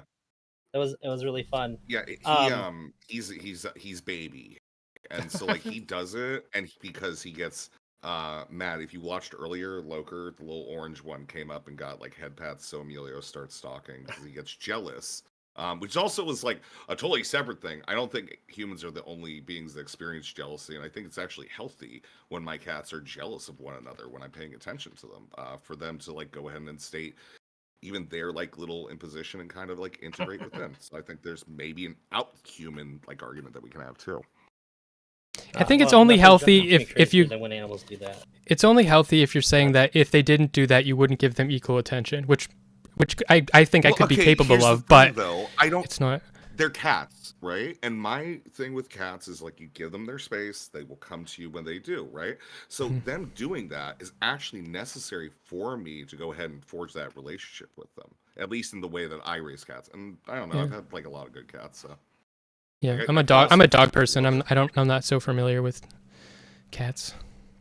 Yeah. Okay. The next question is when somebody makes a person so I guess I'll just say you, the universal you. If somebody makes you jealous, is it their responsibility to resolve that feeling in you, or is it your responsibility to resolve that feeling in yourself? I think it's. Oh, sorry. And I just want to say I started the poll on YouTube, but they're not very the first one. People aren't super responsive to it. So if you guys want the person that you're watching on their stream to get one of the rewards for the stream, just pop over real quick and vote for them, and then go back to where you're at. Go ahead, Star. Yeah, I was gonna say I think it depends on why you're feeling jealous, right? If you have like a reasonable fear and that's leading you to be jealous, then yeah, it's best to share that with a partner. I think also, while it's not on the and maybe you work through that together. If it's an unreasonable fear, or if it's something that's like just kind of crazy, why are you acting this way, generally I don't think it's on the other partner to fix the situation, but I do think that it is still healthy for you both to talk about it. So and just so that they're aware of it, so yeah, but I don't know. I think they can fix it. I think this is a type of compromise we do all the time, and it's kind of sick, honestly. But like, it's just really hard to find a perfect equilibrium here. Like, there are people that could be happy without being monogamous, but they're in a monogamous relationship because their partner is monogamous, and it's like your partner's just like, look, I know that I can trust you to like sleep with other people, but I just literally go insane. I literally cannot handle it. Like I start seeing shit that's not happening, and like we cannot be dating. It won't work for me. And I know it's kind of sick that we will make that compromise, but we do. Are you saying But that wouldn't really be a jealousy thing per se, right? That just sounds like your values are like somewhat incompatible. If one of your partners willing to like or wanting to have sex with more people and the other one can't handle that. Yeah, I'm saying they can't handle it because they think that it'll ruin their relationship. They think that they become jealous of the other people. They don't think that they can have a relationship. But that would sound like incompatible values, right? Unless you want to stake a claim that like all of monogamy is rooted in insecurity, then like it's a values thing. It is. A values thing or rooted in insecurity? Monogamy is rooted in insecurity. Yeah, no, I don't. All right, I don't slow think down that there, one's. buddy.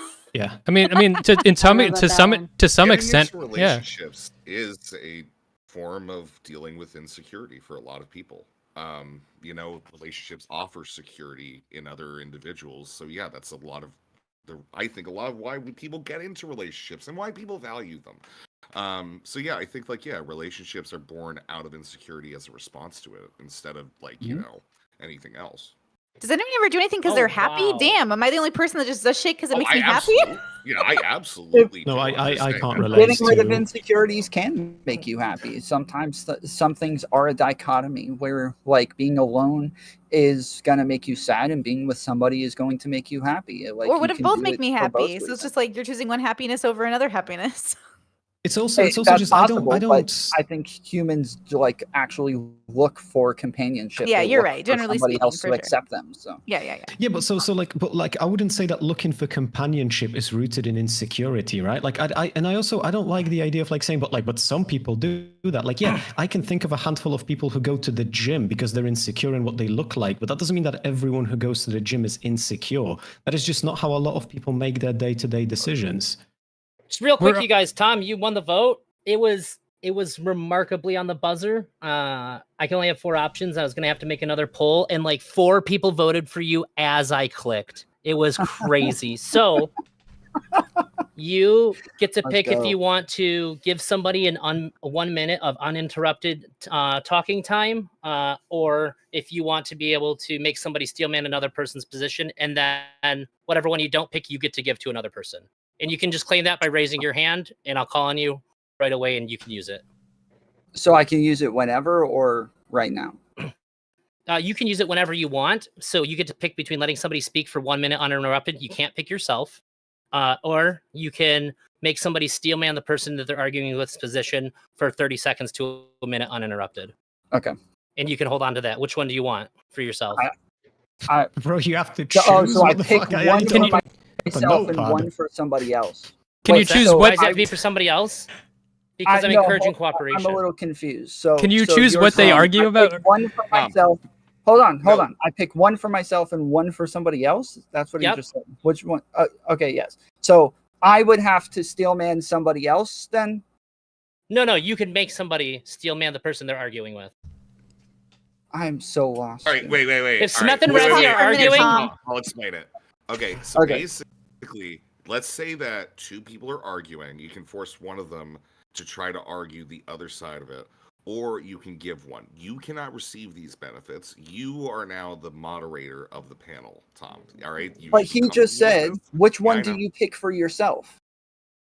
Think of this as a consumable in a video game. Oh, okay. So you're just One of them- You don't mean pick What? for myself. You just mean pick one of those 2. I'll take the one.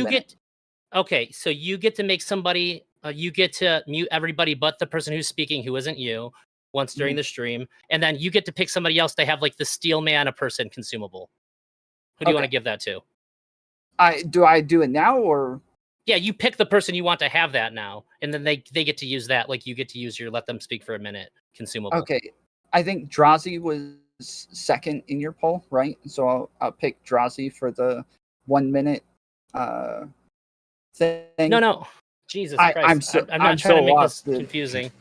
It is You confusing. can't pick Drazi. You can't pick Drazi. No, sorry. Drazi- Did I say Drazi? I meant Rezzi. Okay, Oh. Rezzi. Rezzi. So the You 2 can- of you are your names get- are too similar. Sorry. Okay, Rezzi, you know Okay. how you to use it. Tom, at any point, raise your hand, and you can have everybody muted except for a person who isn't you at any point during this stream. You can do this once, okay? Okay. Rezzi, do you understand how yours works? Yeah, I got a rudimentary idea. I'm gonna do it, and we're not gonna do it right, but we're gonna try, and it's gonna be great, and I'm gonna be really happy for all of us. Okay, this is sort of somebody suggested I do the cage match thing, and that's so adversarial. I figured I would do a nice version of it. I don't think like adversarial relationships are not necessarily nice to begin with, though. I think there's like value in having adversarial relationships to begin with. Again, like jealousy that is going to push us with another person. Like if I have one person that like I'm constantly going smooth. ahead and having like a little bit of a fight with and everything, I am jealous if they do a little better than me, but that's going to be something that pushes me. I think that's outside relationship jealousy. That's like kind of based into the shit, and I think that more people should engage in it. Isn't that just competitiveness? There's still jealousy that comes from competitiveness, even if like, is there a jealousy of like seeing somebody that was like, if you're a boxer, you see old Muhammad Ali, like, videos, like you can have jealousy that he has that capacity to do those things, right? Because he has skills you don't possess. Isn't that envy though? That's envy. Is yeah. that envy? Yeah. Yeah. So Jealousy is like- losing something, envy's wanting something. more or less. Yeah, that's like Rezzy. don't I know. totally get what you're saying though, because to Yeah. me, until this panel, they were the same thing. So. Yeah, well, because I think it's like even then it's like, well then, well how is it not jealousy if like you see like all right, say you do well at something and then you're no longer the top dog, you're then jealous of the top dog, right? So there is something to be lost even in these like again like non-sexual romantic relationships, whatever, right? I don't know. I'm trying to find a place out of this. I think there's still a jealousy. You can have a jealousy there, right? Envy can make you jealous, I don't Rezzy. think that's how that would work. I want to say no. Lost something, right? Sure, but I don't know if you can feel jealousy towards losing a #1 spot in something. That would be like I feel like jealousy is very much rooted in like the interpersonal dynamics that you have with. That's why we have different words for this, right? That's why we describe like the sports part of it as competitiveness. No, we These just have things different are these words things for it aren't because real. Greeks These are just made way too many fucking words. we made these things up. Like they're like you can describe a situation where you make it into the same thing. Like you could say that I'm jealous that I have lost something I didn't even have. Like in your internal world, that's how you could be experiencing it. So like it's really just the context, and we're using the words in different contexts, but we're really talking about weird little hard to define things. That just sounds like scuffed language. I mean, it's hard. Like it's hard to losing define something I've never had.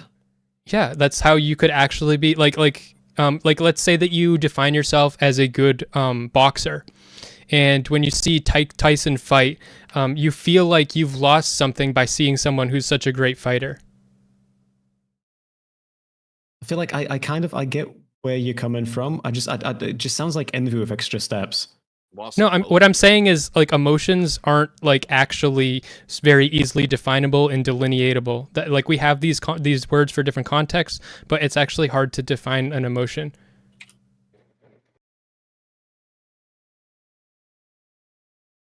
So, I don't know if anybody. I think we started to go over it.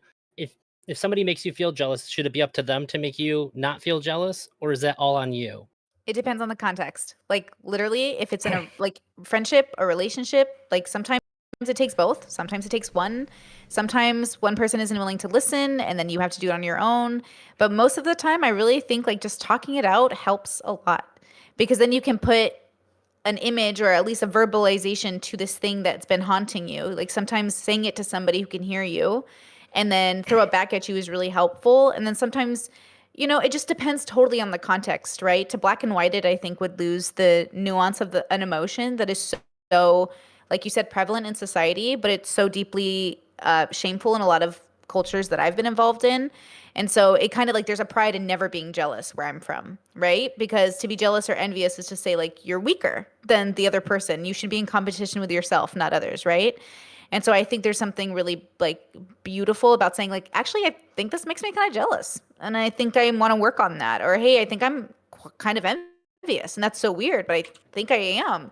It's like admitting it is such a strength, but also saying it out loud and having someone hear it and then having someone confirm it or even say like, oh, yeah, I think that's reasonable or unreasonable can help you actually find the solution you're looking for, which might just be acceptance that you're in that state to begin with.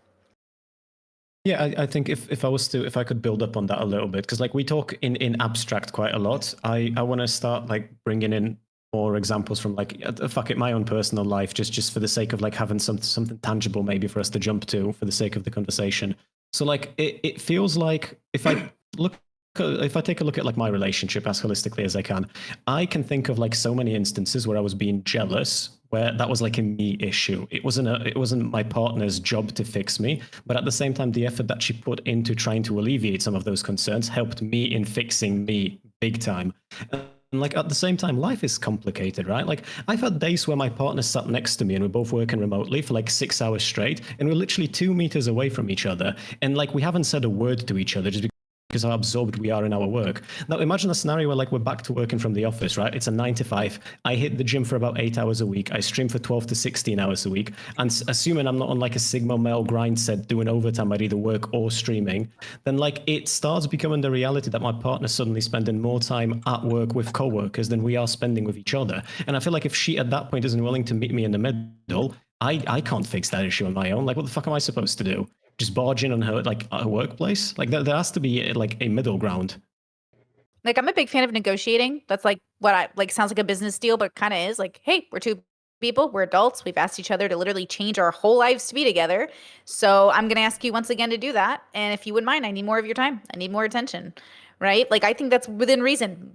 If you're doing long-term monogamy or even polyamory, if you're doing long-term cohabitation, you are already asking someone to do something very huge. Literally, like, change your whole life. Like, I moved countries, okay? Like, it's a big deal. And then on top of that, we're going to grow old together. We're going to do this thing called life together, right? So if you're in that kind of a commitment, then I think it makes sense to ask anything you want of your partner and to see what can actually happen, right? Like, as long as you guys share values, it shouldn't be that hard to compromise. Yeah, and I mean, the Right. negotiation part of this is super crucial. It's just, in my anecdotal experience, most people are thoroughly dog shit at that part of being together with another human being. For sure. I think that's why my work is centered on it, because most people are bad at these things because they're insecure or they're ashamed or they don't want to realize, like, hey, they're human. You're going to do human things, bros. And human things means not acting within reason and also being too in reason. I think, I don't know your names yet, guys. I'm sorry. I'm learning. I wish your names were on screen for me. But like Catman, like, I think you said it. Emotions, we're emotional creatures. Yeah. Yeah, Rezzy, it's fine. Rezzy. I Okay. thought you were Rezzy. calling me cat, man. No. Yeah, no, I realized it's like I had both of my cats come around, so Yeah, it's like we're emotional creatures, and I think we owe ourselves, if we want to be healthy and know our like who we are as a consciousness, I think we owe ourselves that relationship with our feelings against the logic, right? So when you're getting into a relationship with friends or family and anyone else, you're doing the feelings you have when you're together, and then the logical resume of why you're compatible in the first place, either as friends or in romantic entanglements, right? Yeah, I agree with that 100%. I would just say that, like, specifically to answer the question whether this is something I'm gonna that, do like, this we should union both... thing. I want you to agree with it 0%. That's how this works, right? I think that the healthiest way for two people to be together is to just batter the shit out of each other on a daily basis, okay? That leads to a level of hate fucking that breeds, like, love in the relationship that is too profound to even describe with words. Is this how this goes? I think that's how it works. I thought it was going to be funny. But yeah, it's fuck. I lost my train of thought now, Rezzy, you absolute bastard. Thanks a lot, Rezzy. Oh yeah, no, I remember. Yeah, so like with I would say genuinely, in most cases, unless there's like a dysfunctional relationship that we're talking about, which in Twitch Ball might be the majority of them, but I'm going to assume that like we're talking about just normal human beings, being normal human beings together. Usually it will be like you will have to meet in the middle, right? Your partner might be somewhat unreasonable in their jealousy, but it will still be important to like reach out to them and try and connect. Because like people sometimes have the idea in their head that like relationships are 50-50, right? It's like you put half the effort, someone else puts half the effort. But like most of the time, that's not how it works. Most of the time, one of you is going to slack behind and the other one has to pick it up. Sometimes it will be a fucking rough period.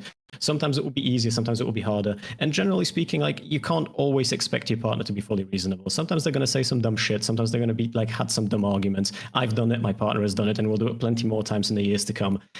And like you have to meet the person, like at least try to meet them in the middle, right? Like you can't always expect their jealousy to be reasonable. You can't just tell them to go fuck themselves because like however they're feeling, you think isn't appropriate.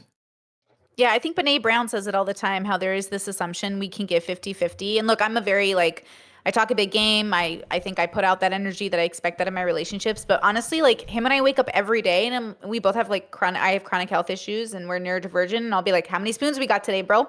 What can we do today? Like what has to get done? What's the responsibilities we have as adults and like, people who pay rent? And then what are the things that we hope to get done today? Like maybe hobbies, maybe D&D. What are we doing? I work 7 days a week. So what are we doing? I stream 5 days a week. It's like we have to wake up every day and ask ourselves, like, what can I do today? And I think that gives us both an opportunity to have a safe space of saying like, okay, I'm going to do the requirements of like what needs to get done, the dishes and the chores and the cat has to get fed. But all that other stuff I want to do, I'll do it tomorrow, right? Because it's not a part of the like mandatory list. I think giving your partner a safe space to have like sort of, I don't want to call it an outburst. I think that's the wrong word, but sort of like I'll say, okay, we use safe words because I really like those, but I'll be like, Yellow, I need to vent about my job and I need to get it out now so I don't do it on stream.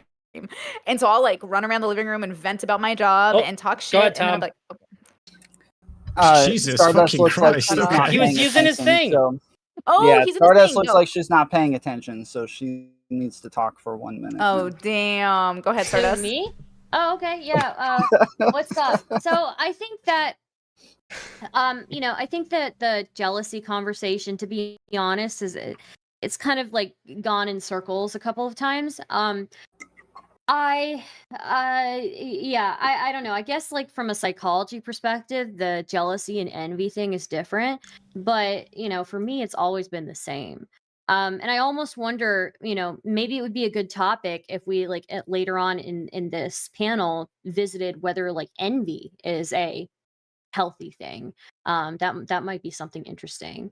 But I think that the feelings can be valid and they can still be like irrational, right?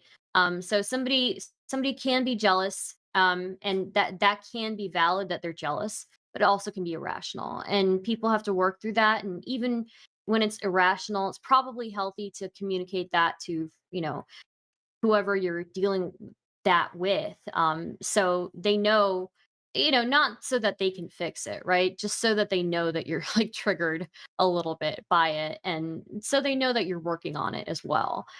You can keep going, but your minute is up. Oh, okay. Well Well, done. I do want to keep going. So, Well done, Stardust. thank you. I do want to keep going, and I will say, again, for me, like not a jealous person, but like, yeah, depending on how my partner reacts to it, I think the threat for me comes. I'm not threatened by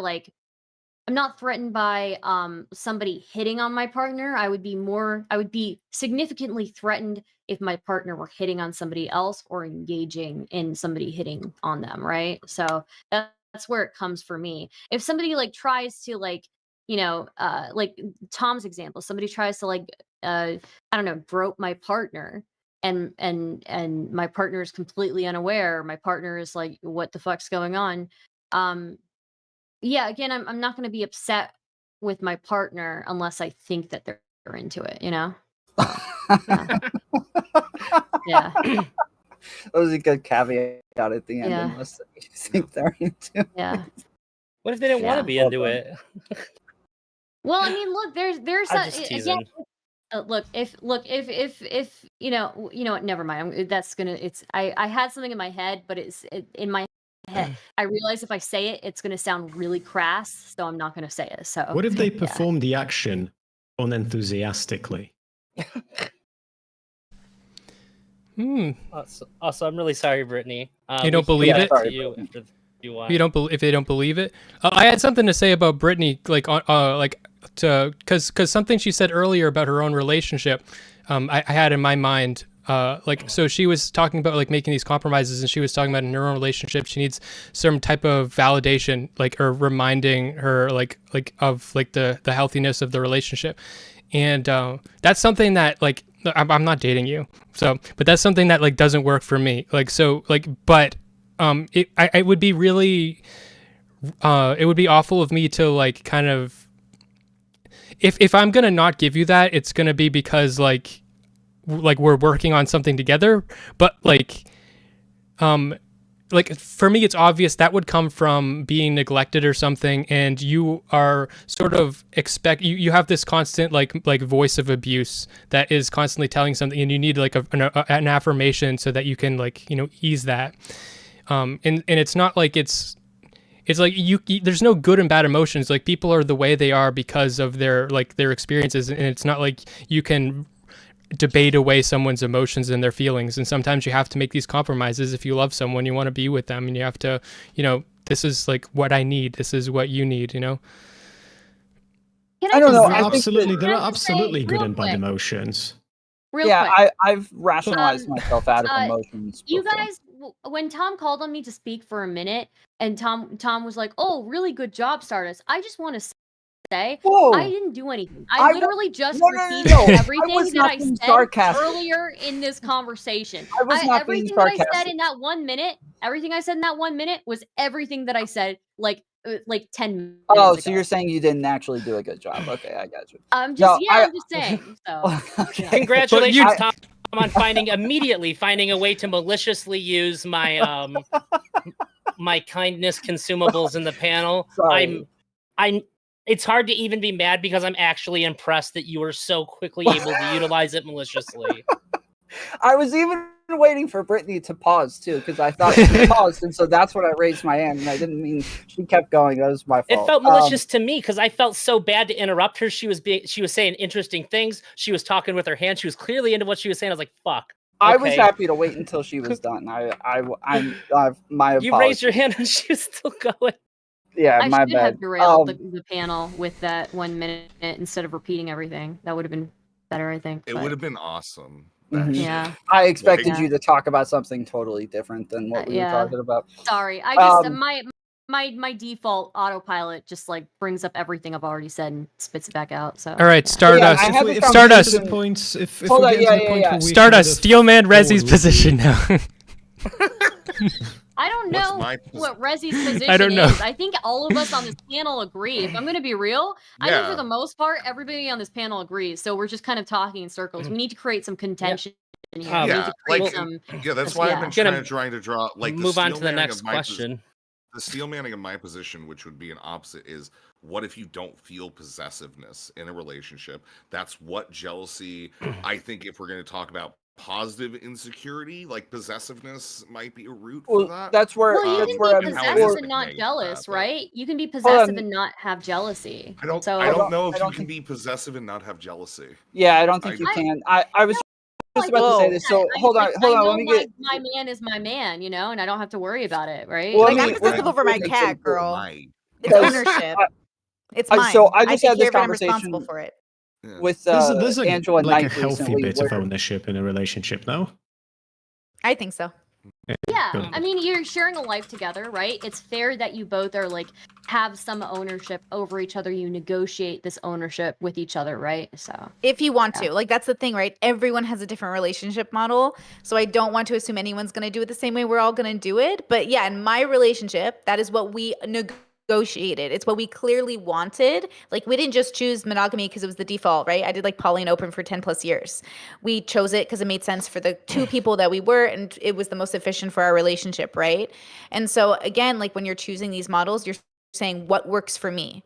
That kind of build a bare relationship that I think we could all have if we wanted. Yeah, like you don't have to stay poly for your whole life. You can switch to monogamy. You can have every relationship you have with every human interaction is a relationship in one way, shape, or form.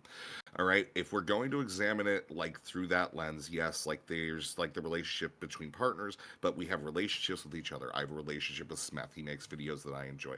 I have relationships with everybody, like here, aside from Brittany, because I've known most of you for a while. All right. So there's still like we can talk about jealousy in these relationships. Even it's like I called it's him just a that water brain possessiveness. retard. That's You our did, relationship. yeah. Well, Yeah. you said that my mother was diseased, and then that made me a water brain retard, and that's Sorry, fine. That was a dude. good one. I No, thought I it was funny, appreciate it. but yeah, sorry. Yeah, it's well, I get angry. All right, I will never. I feed my emotion, but like I'm a singular, so like I just kind of feed my emotion through doing things.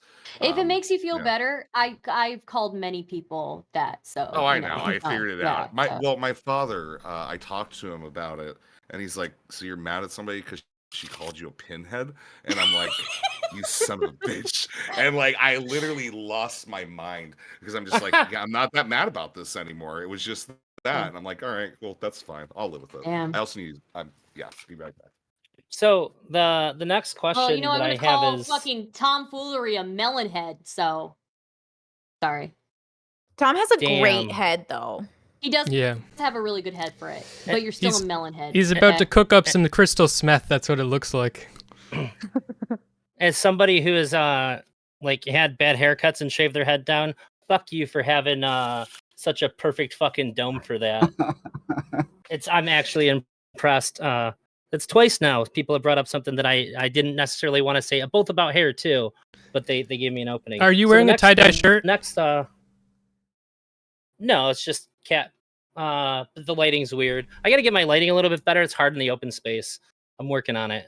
The next like subtopic here is how do you guys deal with jealousy? And I'm just gonna go ahead and say, like, if we want to talk about envy with this, you can too, just delineate, because we keep bumping into that, and then like remarkably, you guys are like backing off and trying to stay on subject. You guys are the best panelists like in the entire world. I swear to God, it's insane to me. Except for Tom, who weaponized my my gift of kindness. But it was still really good fun, it was brilliant. okay? It was that brilliant. Was good. It was to keep Stardust from falling asleep. So I was trying to help. I It did. was I not actually did malicious in any appreciate way. that. Thank you, Tom. I do appreciate You're welcome. that. Yeah. The reason this panel is so good is I because respect the hell Brittany's out of doing that. the thing where she lets other people talk, and the opposite of what I'm doing right now, and then they're all following her lead by being polite. Here, I'll go then. I'll answer that question. Because Thank as you, Brittany. somebody who like I'm actually super uncomfortable with jealousy when my partners express it to me, because again, what they're really expressing is a fear of losing me when I'm the most loyal. So I'm like, what's the problem? Like, why are we insinuating I'm going to leave? Why would I do this? And I think what happens is because if you date more of a free spirit, and though I'm a little bit of a free spirit, I would say. I would call myself one, maybe a little bit. I do like to come home, and I like to be home. I like to primarily be home. But sometimes I can understand why people might be jealous towards me if they feel like, okay, well, you're a YouTuber. Some people might want you more than the average person, maybe. Or maybe you give all these people attention, like these panelists who get your whole night, 7 whole hours I've been streaming. You know, it's like you give your attention to other people. I could understand that, but it also does trigger something in my insecurity, and then it becomes like a revolving door of like, wait, are you doubting it? Because I'm fine. Why are we doubting it? And so for some people, jealousy can be passion and like a reassurance that somebody like loves you and wants you. And for me, it triggers all my like abandonment problems. So for me, I'm like, I don't like it. It does not make me feel more secure. It makes me feel more insecure, which is kind of why I like possession, because like possessiveness in a healthy way in my mind is more like a performative romantic display of consensual you are mine, not like toxic, but like possessive, like in a nice consensual way of like, I want to explain to my partner like they're mine, I love them, you know, everything to, you know, signal loyalty and signal consistency.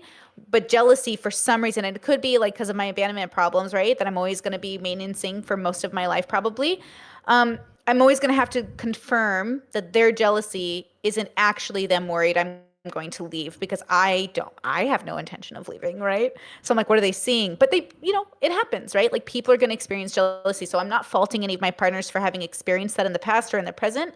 I'm just saying that it's funny how I'm so secure, but I do become insecure on behalf of my partner because I want to make sure that I'm doing everything I can to reassure him. Always, you know? That's literally what I was about to say. Is I've had a couple of conversations about like past relationships and things where I thought I went wrong. And a common theme in almost every relationship is that the girls who I'm with are upset that I am not more jealous. Like there are flattering types of, like earlier I was talking about like encroachment on my relationship, and there are flattering types, like guys come and flirt with my girlfriend, or they ask her for her number, or like random dudes who I've never met, don't know me, don't know she has a boyfriend, crap like that. Like I find that sort of stuff flattering, and I think that that's cool, and it's almost like an ego boost. Like, yeah, dude, I got a hot girlfriend, all these guys like my girlfriend, that's dope. But in those relationships, they would even find that I was flattered by those things and not upset by those things, because I'm not a very jealous person.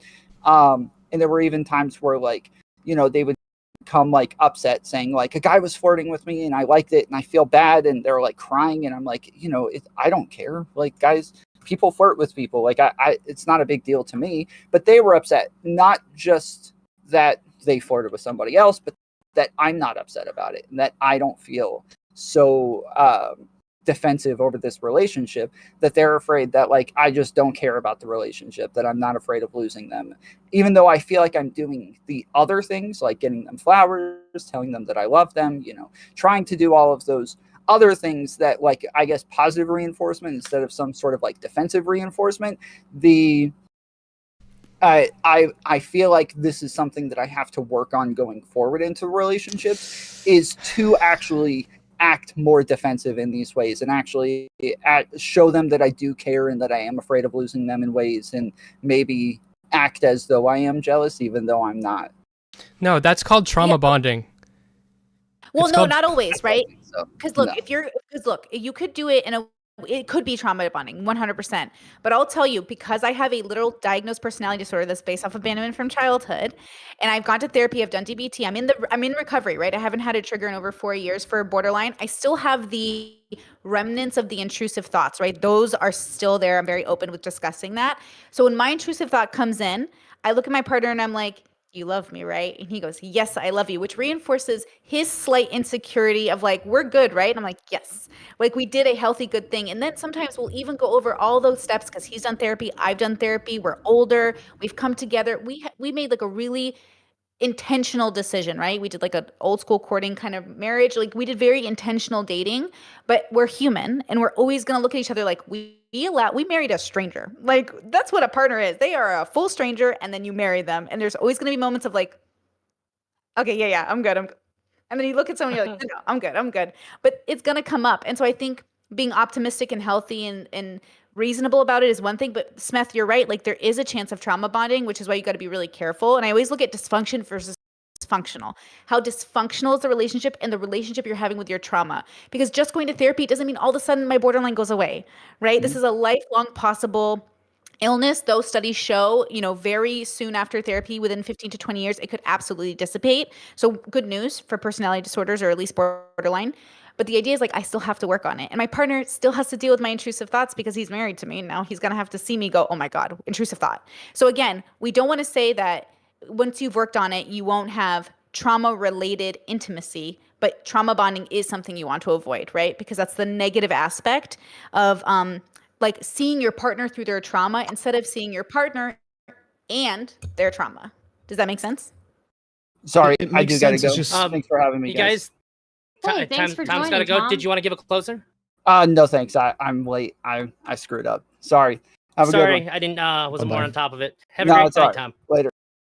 I would say I don't know how I feel per se about like the idea of promoting just like pretending to be jealous, but at the same time, like for a lot of people, feeling jealous and wanting your partner to be kind of jealous of you is like an incredibly normal feeling. So like if you have none of that at all, you would be the outlier there, right? So doing a little bit of that might not necessarily be the worst idea in the world.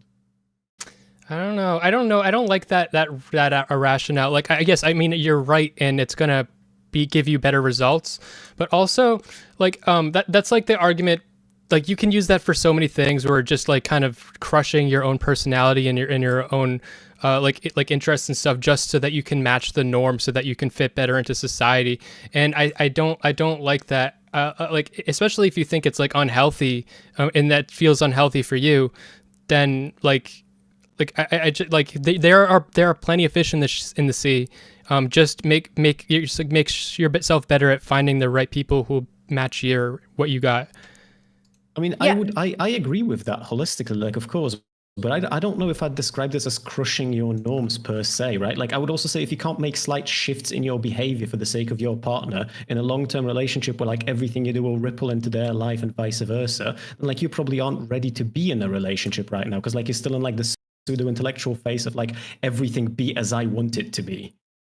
Well, I think in a healthy sort of value-based relationship, you will basically be so compatible, in my theory, that you will have everything you want it to be, but people have real trauma. They have real cultural backgrounds. They have real lived lives that will infiltrate into the relationship.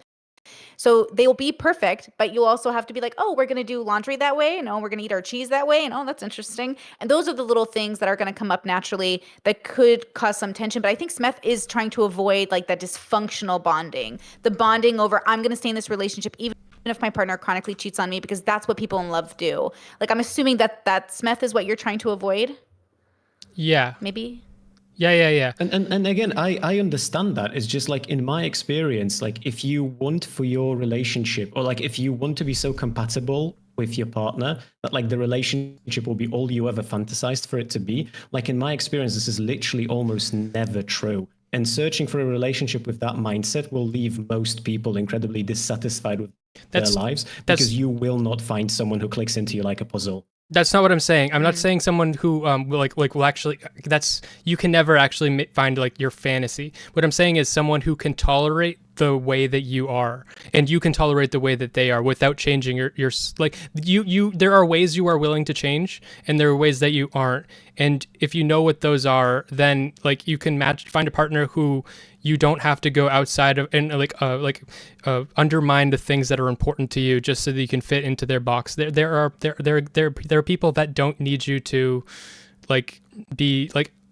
I feel like most relationships are very repressed. Like people have relationships where they like rather than communicating ever, they just like hide everything. And like the more conflict they have, the more that they bottle everything up and the more that they hide from each other.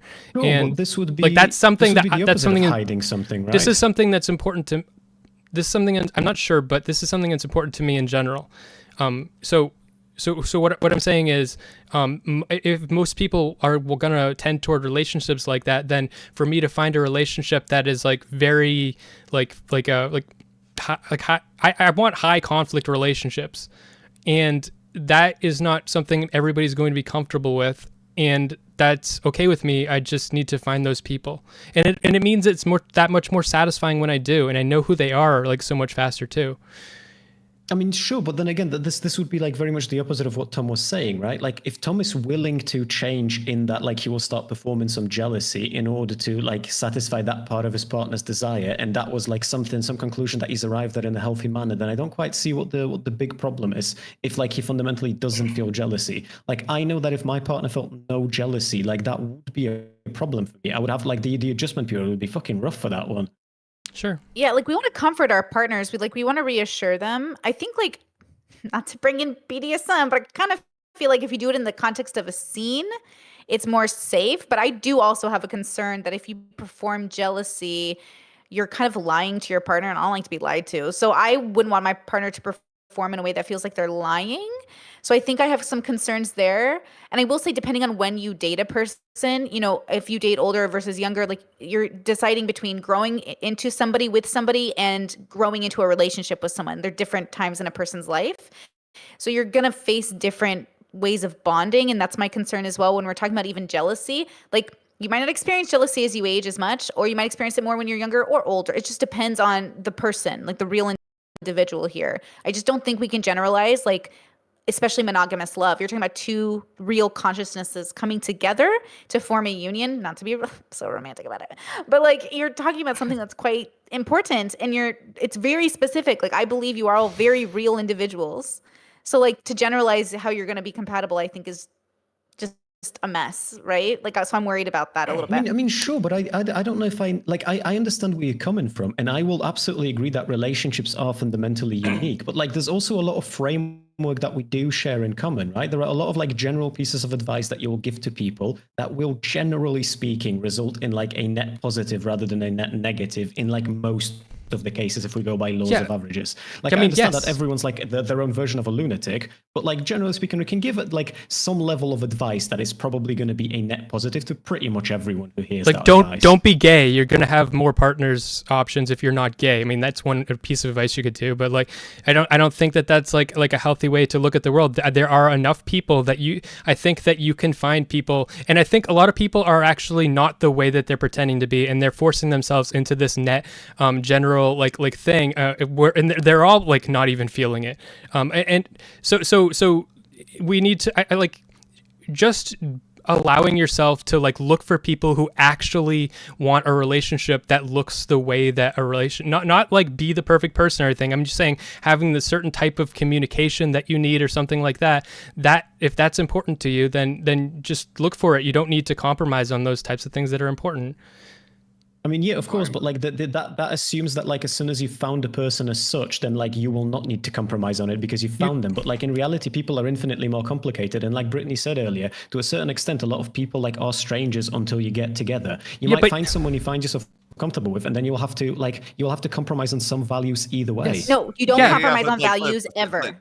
You know, the thing is, it's like even if we're gonna go with like the slight amounts of compromise, like if it's a deal breaker that the person isn't jealous, like for instance, here's one.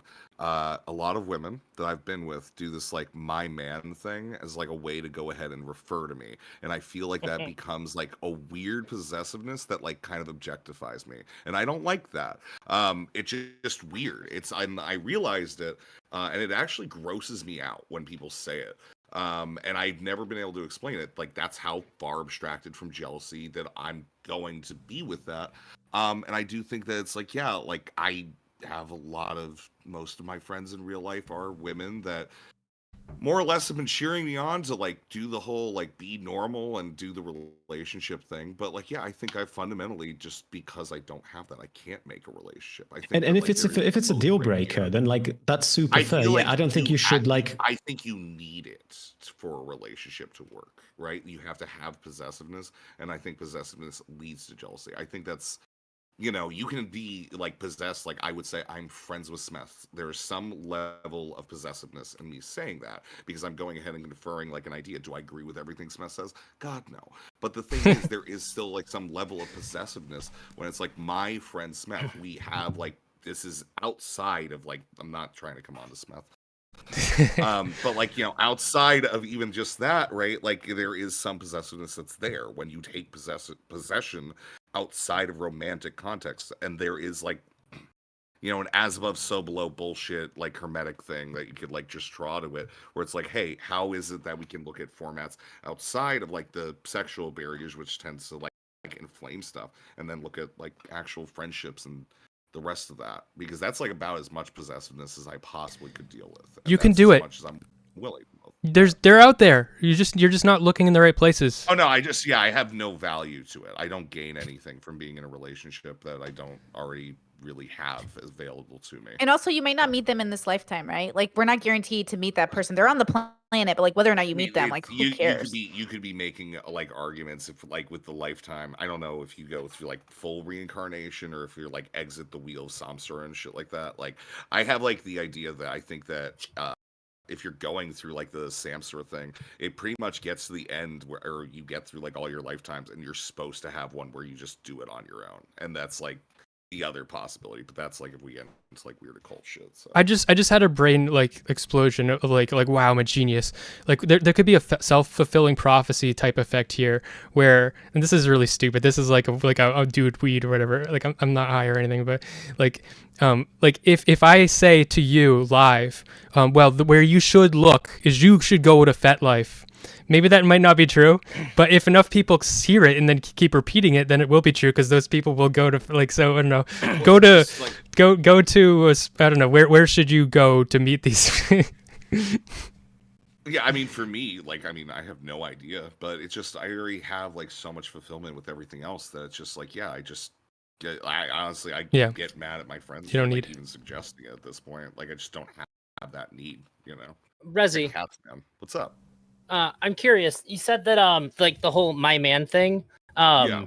So I just want to say, like, you're not alone. That really weirds me out too whenever I hear that. It's just something that I've sort of like grown to like put in the back of my mind, because it's weird and it's like, creepy to me, but I understand how it's everybody else feels about it. So I just kind of like, I've learned to deal with it. So you're not alone in that, but I'm curious, what kind of labels do you think feel not possessive and don't encourage, like, you know, these kinds of other things that come along with being possessive to you? Do you just like only use names or what? Yeah, just like a statement of the relationship. I think like it's like my partner is about as far as I can go with anyone that I'm with. You don't have like pet names or nothing? I mean, yeah, but that's not like possessive. That's not something like I'm like outside of it. Like I call pretty much everybody, it's like babe, bubs. Like eventually it gets to that. Like most people that I talk to normally get dear and sweetheart. I think I've sweethearted you before, Drazi, even. Most people I talk to normally get that. And then, yeah, my Welsh grandfather kind of leveled me up from like that to understand that I could eventually go to babe. And then I've gone a step further from that, which is bubs, which is like also like some conferring of like, I don't know, protection, I guess, but like that's as close as like I would get with that, but it's like not. Well, other than sweetheart as well, you don't really you wouldn't really in public, right? Like to other people refer to your partner by like their pet name, right? Like I mean, it could be like you could be drunk and be like, "My darling, she makes me feel whatever." If you're like, yeah, but I don't know. white and poetic, you know. Yeah, I suppose. Yeah, I suppose that is true. Yeah, I guess with darling, I just wouldn't have thought of that as like the. I mean, there's as like a pet name per se. You could literally like if you do it right and you do it well, like you can make anything sound much more convincing. You know. I mean, yeah, sure, but I can't imagine my girlfriend like introducing me to her mates as like, yeah, this guy right over there, MILF Hunter Anal Tornado 69. He's like, he's here with me. Like, I think some pet names are supposed to stay in the bedroom, you know? The smile that your anime face made when you said that is pretty great. Krys, can I ask, like, why, because I get really confused when people say you compromise on values, because that doesn't make sense to me, right? Like, values are fundamental beliefs, morals, like ethics, like, right? Like, your relationship with those two things, whether it's within yourself or how you feel about society, but like, they're about how you view the world. So when you say you were willing to compromise on values, do you mean like literally if your partner's a Nazi, you're like, cool, I'll compromise on that? Or like, what does that mean, right? When you're compromising? Well, I don't know. Have your morals or ethics shifted over the years? Yeah, of course. Yeah, and have you engaged over like a long period of time with other people whose morals and ethics have shifted as well? Yes, but I come from a world where eventually you kind of stop. Like your ethics and values and you really solidify them. You don't keep changing. I mean, I would even agree with that, although I am far from being at that point. But at the same time, like, I don't think I could date like an actual Nazi, but also like as a white, bald guy, that is very rare that like I'm going to find a woman in like my vicinity that's going to be a Nazi. That would like usually be my territory as a white, here. Bald guy? Yeah, dude, I would be like, the I Nazi feel like in the that's relationship. like a demo, what do you mean? That's literally a demo. Yeah, but it's the dudes, like the. Yeah, but it's the dudes, not the women. How many skinhead women Nazis do you know, Rezzy? I'm saying that you have skinhead phrenology if you're a bald white guy. Sure, but like even then, like even skinheads are usually not with like actual Nazis. They might be Nazis and their partners are like, oh yeah, you know, I love the gangster side of him, but like they're not actual Nazis. So wait, can you give me an example of like a value that you would compromise on, Krys? I'm sorry, Stardust. I just want to know, like, what is a value you would compromise on? I have a question too. Yeah, I think religion would be one that I would absolutely like. I would absolutely compromise. So like, I do that to a certain extent in real life. So like, me and my partner, we deal with a lot of things differently. So like, jealousy is one of those things, and like that will tap into where we're going with this. So I tend to talk openly and have like a healthy channel of communication. So like generally speaking, I'm pretty good at it. So I can convey my feelings in like a way that doesn't make her feel like shit or make her feel like I'm blaming her. So like at the same time, when it comes to things like religion, for instance, I am not a religious person at all. My girlfriend is, but like I have no issue going to the church with her. I have no issue taking part in like the sacraments with her. I have no issue in the fact that she wants to have a church wedding, right? All of those things, like it's, well, I would say to a certain extent, maybe that's because like I'm not anti-religion as a value, right? Like maybe if I was, it would be different. But generally speaking, like there will always be values that aren't quite matching. And like, I'm okay with that.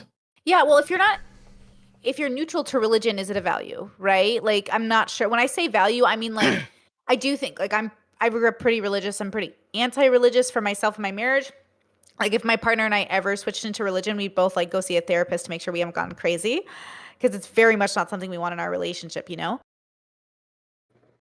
I know what you're saying, but in that case, I'm starting to wonder if I like bump into people on a daily basis, because like life values would be so fundamentally different that like that would actually be challenged. Because like I don't really know that many people who would be like vehemently opposed to my belief system, for instance. That being said, if there was like if I was single and there was like a really hot Nazi chick, I think I could fix her. I think I could date I'm not Jewish. That makes it really easy, but I think I could date a Nazi if their Nazi-ness was like totally kept to themselves. But like if I had Jewish friends, it would get weird, right? But like I don't know. What if I it just shows like itself in having a bedroom, you know? relationships. I don't think I could.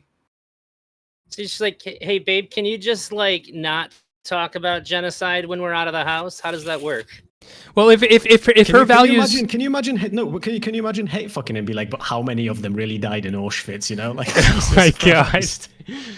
I'm just saying, if her values don't I am like on Twitch too, you guys. Let's just be careful. If her values don't like make me undermine my values, if it's like, you know, like I don't think you should. I think you can like that's obviously an extreme example. It's weird, but I think that you can date people that have totally opposed values if you're comfortable having that conflict exist and never be resolved. But my values is not going to interact with your values. We agree that we are different. It's okay. Yeah, I think that some couples have, like when I was growing up, there was like this infamous political couple, and one was a Republican and one was a Democrat. And I was like, oh my gosh, how do they make it work?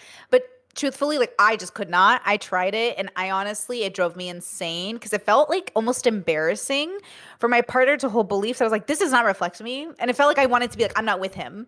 And so I realized like I really need somebody who reassures me that we're on the same page here. So we're going to treat people the same. We're going to treat the gays the same. And the blacks the same, and the kids the same, and the religious the same. Like, that makes sense. I don't want to be going out for drinks with some chick that just screamed the N-word. I was Well, that would be going to say that. Yeah, like, I'm not fighting that. Yeah, I was just thinking about that as well. I'm sorry. Like, I think that would be a place where it would. Yeah. You have to be very, very with some of the things that some of like neo-Nazis believe today, and depends on like the type of neo-Nazi, right? But you kind of have to be pretty disconnected from reality, right? So like if it's the type that is like logging onto Twitter and searching Jewish in the fucking search bar and finding anything related to Jewish and writing, I don't like these people because they, do this and they're part of a, ring of people, and they, these are like just straight up like some of these people are really, really like fucking ill, like there's something wrong in their brains. I need a partner who is like connected to reality. So I could not. Yeah, that makes sense. That's the thing that I was wondering about earlier. Because right now, if I'm thinking about like just the economic reality itself of life, like I don't know of many like alt-right people or like neo-Nazis who are like functional in their day-to-day lives, and like shit's fucking expensive out there. If I'm getting in a relationship, you're doing a 9 to 5. Like I'm not fucking hosting rent on my own. I can't afford that shit.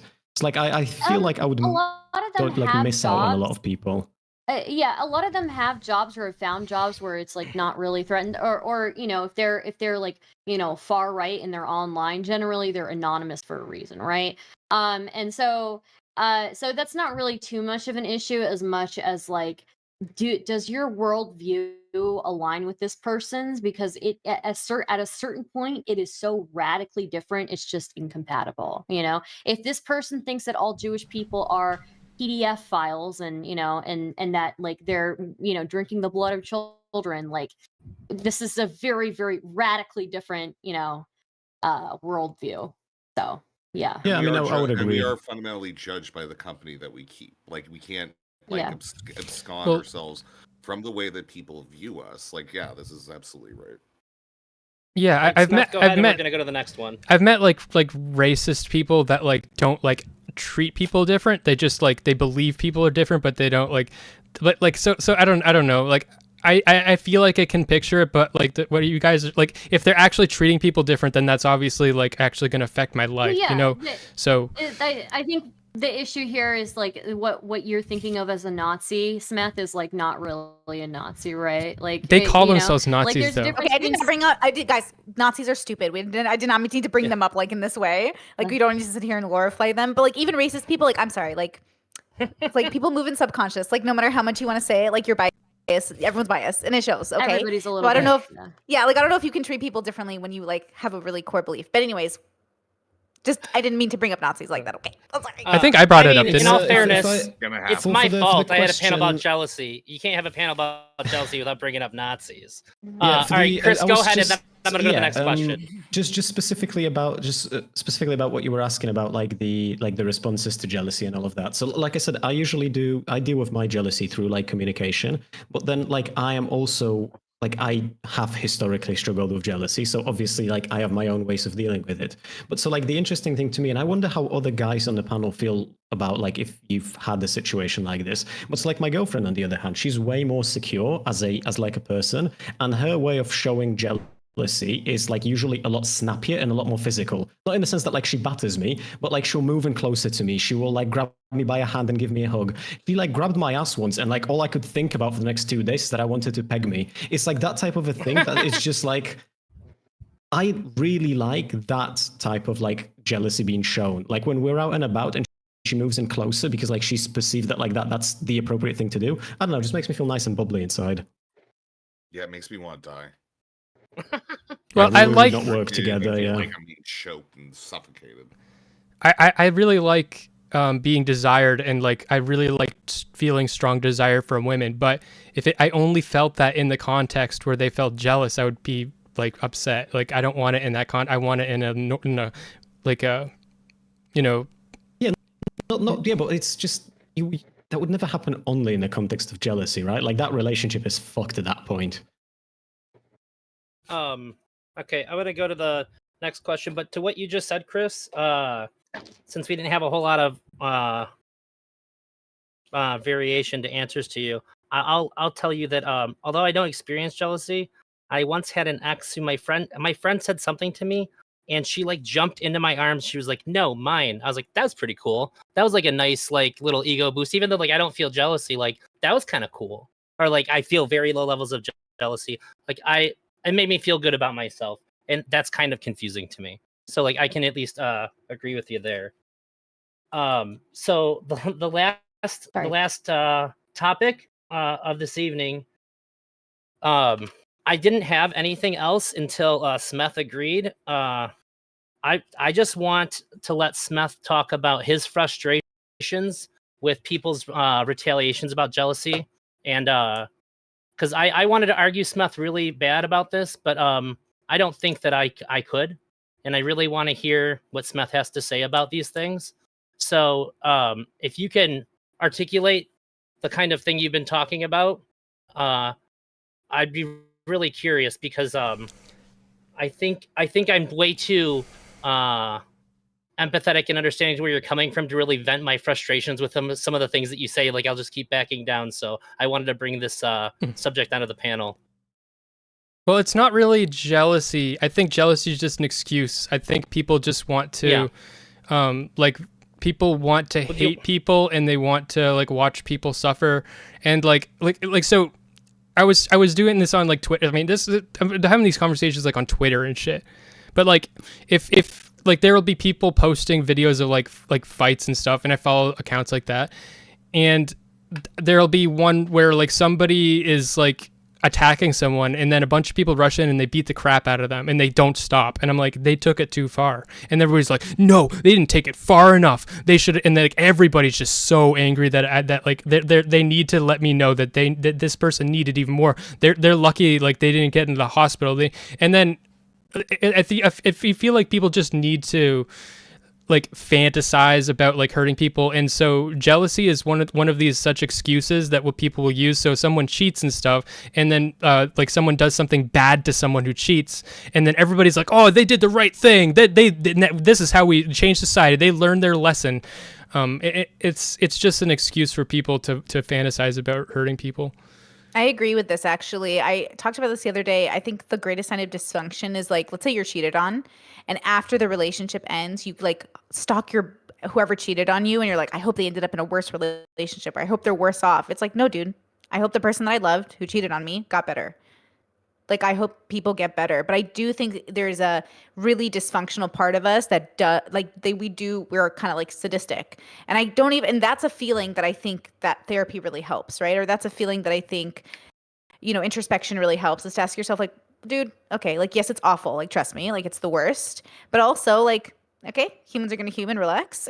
And also you can't like, it's not a part of my values to hurt a person just because they cheated on me. So that's why I wouldn't do it. Like, the Carrie Underwood song where she slashes his tires? Everybody knows the song, because he cheats, country song. Okay, maybe you don't. No one's nodding.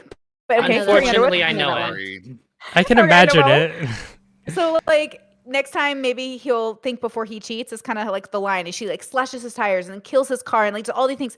And look, powerhouse song, love it, girl boss / gaslight, like love it, okay? But also like not ethical. Like, you can't do that. Like, not within values, right? Like, I wouldn't do that. Again, I don't think it's justified.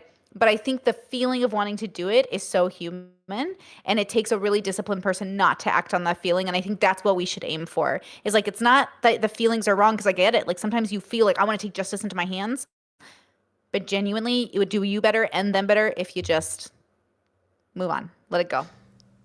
That's why I generally follow not these slashing accounts. Your ex's tires is a good move, So right? Like, but the thing is, like, it's not because of the rest of it. The actual problem is that somebody committed violence against the property of another person in attempt to cause them harm. That doesn't have to do necessarily with jealousy. I think, like, yeah, we already have a system of laws built up to prevent that. Not to, say that isn't why we have them. That might be why we have those laws, to codify and, like, prevent negative societal consequences. But yeah, I just think that it's like, I think that's even separate from jealousy. That goes into the I even forget it now. I was talking about it earlier.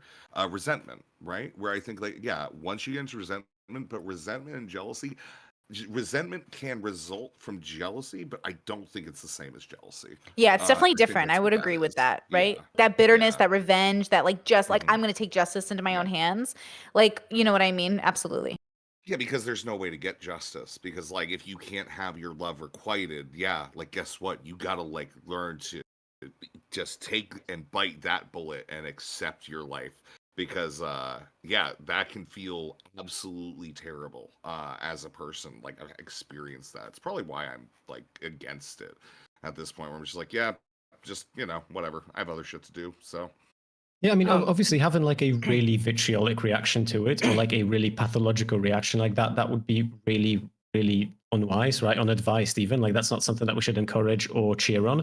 But at the same time, like, if I was cheated on, like, I'm not going to trip you so you fall down the stairs. But if I found out you've fallen down the stairs, like, it's not me who needs fixing here, okay? Like, fuck you. I will laugh at your scraped knee because you've fallen down the stairs. I'm just not going to be the one pushing you. Yeah, like just a part of human experience with that. I don't I think guess- you can't tell people not to feel that way, because like I feel that. That's why I fucking watch. That's why I follow these accounts on Twitter that post fights, because I love seeing someone do something fucked up and then get punched in the face. But like it doesn't mean it's okay. Oh, there's a really Like, good one. There's a one on Twitter. I'll send you later. Yeah, I want to clarify my contention with what Smith has said. So the thing that I guess I want to try to address is that I don't necessarily disagree that you should not retaliate, especially not violently against people.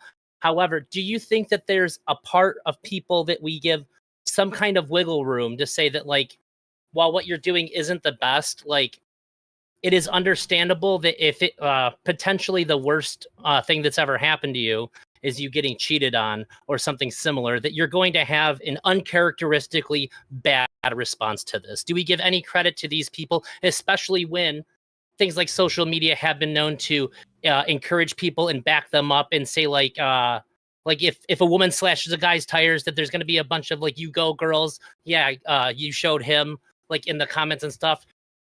When we have people that do encourage these things, can we wholly blame a person for having such strong emotional reactions when there are some rewards for it? Do you know how sometimes, not as like like a soul level thing, but at the end of the day, I'm not responsible for your mental disorder, right? And if you go ahead and make some negative impact externally, we can judge that action. And yeah, we have to remember that this is something that you did. All right.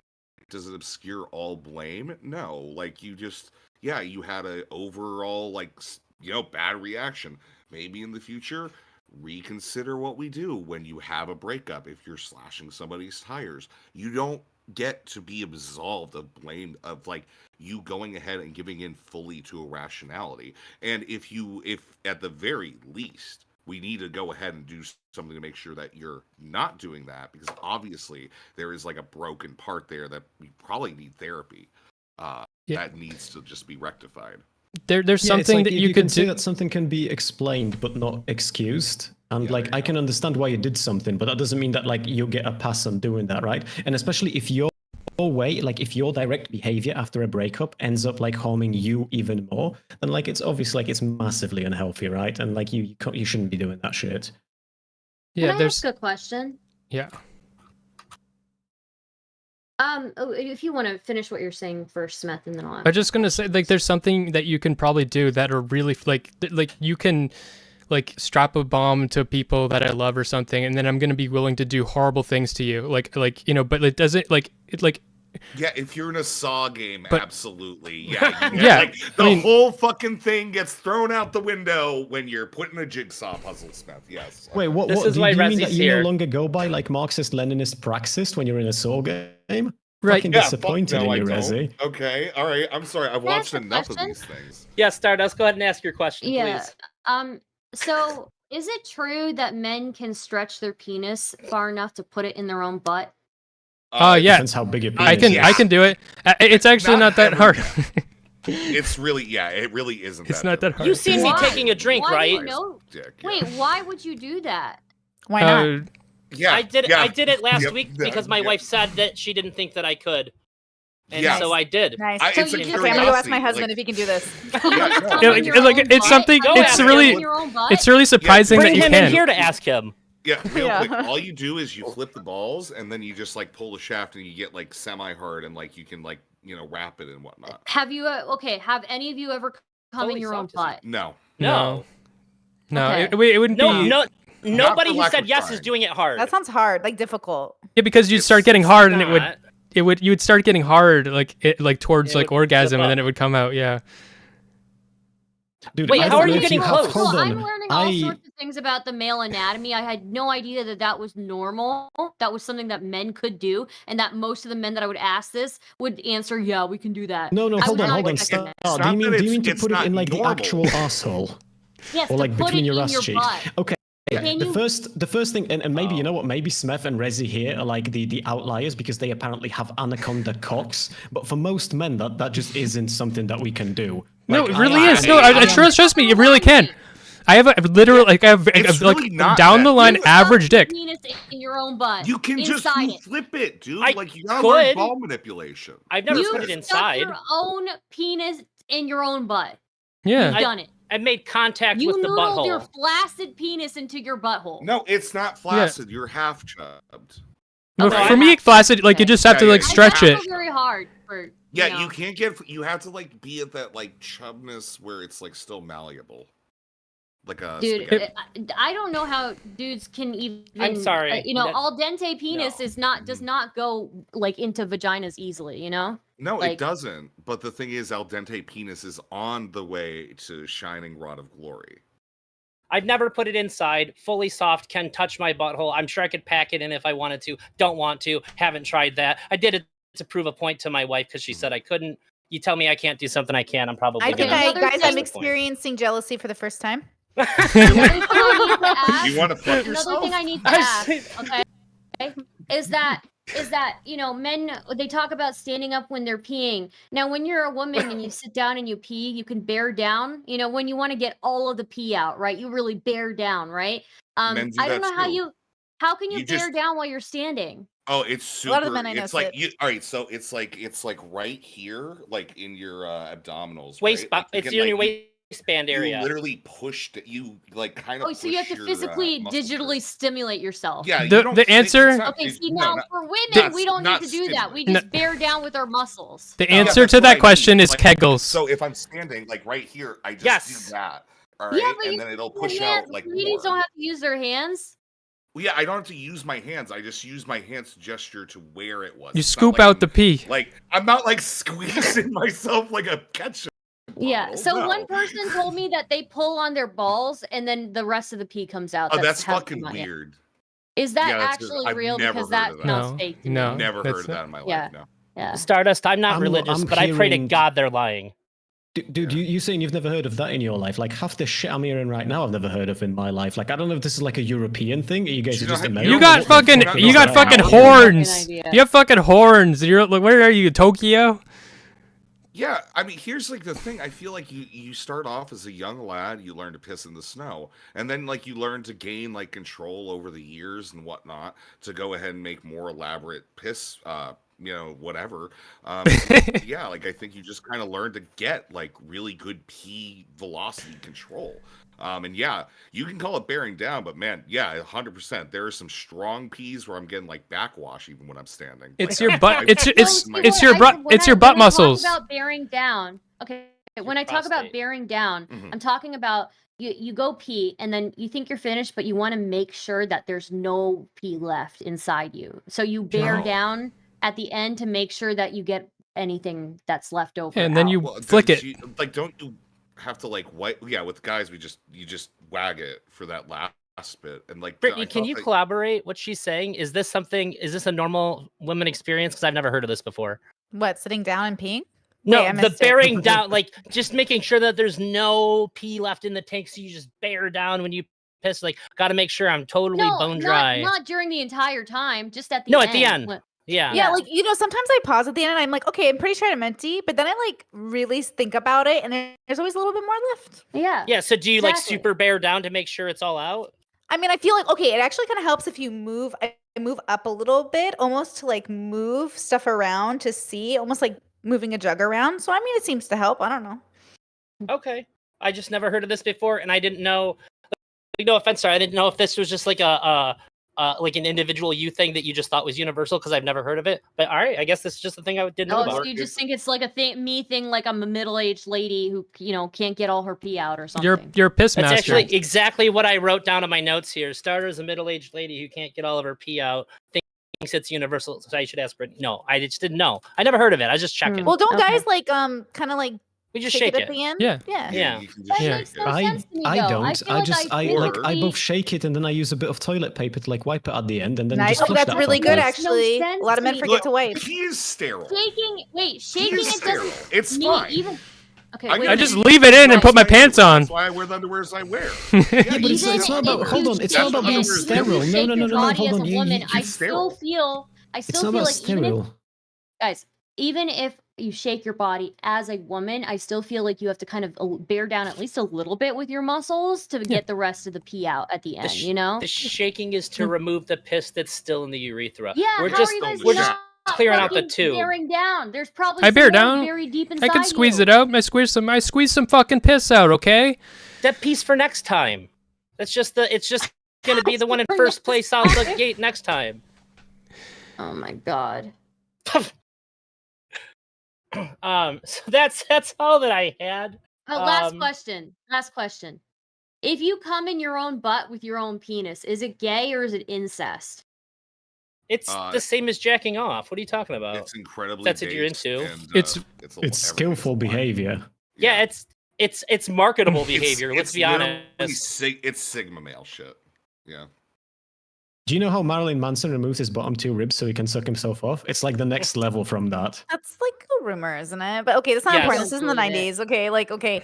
I want to say on jealousy just really fast because my audience is like, is this it? Like, no, I think, look, jealousy is a very complicated issue and it will happen in your life. It will happen between parents and children. It will happen between siblings. It will happen between students and teachers. It will happen because you will have anxiety and worry and trauma. So don't worry about it happening. Worry about doing nothing about it because that's really when things go wrong. It's not wrong to experience it, like Tom was saying, but I do think it's kind of like not in your best interest to not engage with it or try to get better, but you can do whatever you want to do. I would say you should so try to I guess figure out that- why. Figure out why, and like so if the thing that you're afraid of, what's the likelihood of that actually happening, and how in touch with your surroundings are you? Is what I would say. I'm gonna so go to let you guys if give your you- closings. But Stardust, if after I'm done saying this, if you want to ask another question and then we can go around and give closings, your questions have been Yeah, I have pretty another fire. question. So on the whole topic of like Go ahead. sticking your own penis in your butt, one, why the fuck would you ever try that? Because poop comes out of that hole. Poop comes out from the butt, and therefore Stardust it's doesn't have dirty. anal. That means you don't do I anal, don't. right? No, That's what I'm it- hearing. I would That's what I'm never hearing. That's what I'm willingly- hearing. I too. Can't would relate. never- Can't relate. I would never willingly subject another human being to my asshole. Okay, it is a biohazard waste. Okay, so number one, why would you put the poop comes out of that hole? Why would you put your penis near that hole? Two, if a woman touched her urethra to her butthole in some weird, I don't know, foldy Stop way, it. Hyperflip. if that happened, we would get a UTI immediately. How are you guys not getting UTIs by sticking your penis in your butt? So you got to pee when you do it. So Wait, No, it's excuse because me. the penis is shaped a certain way that keeps diseases out. Did you I just had, ask why? Wait, anal sex is very normal. Like, I'm so Yeah. confused. Like, you think gay men give each other like what are we No, talking about I here? don't think gay men give each other. But I'm saying if you put your, and I know these guys are not prepping their buttholes for their own penis. Okay, I know you guys are not doing it. no, You're not cleaning out your I've butthole. never I done don't- anal I without just douching my wash asshole. My asshole. That's it. And To then be fair, you, Rez, that's still then more than so you most men put- do. you put your own penis in your poop-filled butt, okay? And you may say, "Oh, I pooped already." Well, there's still poop particles in there. Have you you may ever put done your have you penis ever done an in- enema? I have not done an enema, but let me finish what I'm saying, okay? Go ahead. When you put your own penis in your poop poop particle filled butt, those poop particles will get into your urethra, and then you know what happens? You get a UTI. You know when you fart, you're getting poop particles in your nose and all around your body. Thank you You for get the pink eye. style. If you got a I juicy appreciate enough it. fart, you could get pink eye. Yeah. Yeah. That's I think- fucked up. Smeth, you can correct me if I'm wrong. I think none of us are actually putting the dick inside of the asshole, just merely making contact. So No, that way we can, I've show put off the- person who No, doubted I us. put the whole you're wrong. glands inside my asshole. I Have you had put your no own desire. balls inside your butt? It didn't feel No. that good. It was. My butthole's not that wide. One of my friends told me that he didn't like anal because it felt like taking a shit in reverse.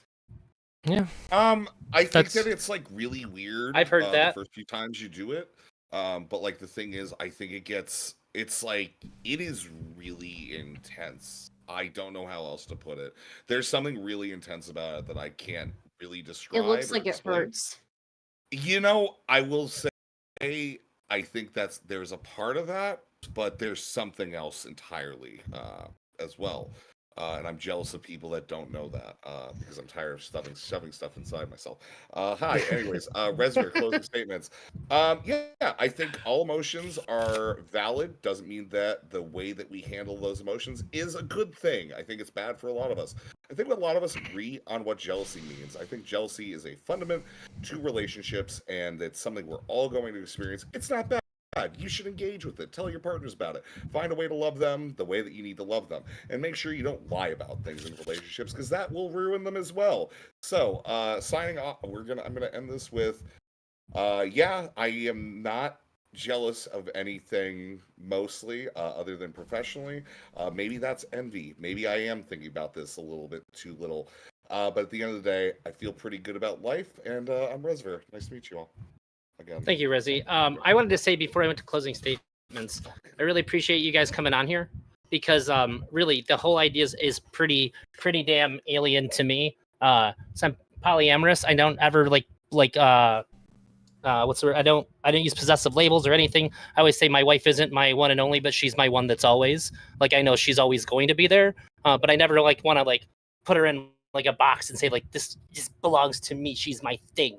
And I think that you guys have said a lot of stuff that I haven't heard. Like usually the way that people try to explain this to me is always with this super possessive language. And you guys have really helped me come a lot further in my understanding from where I was at.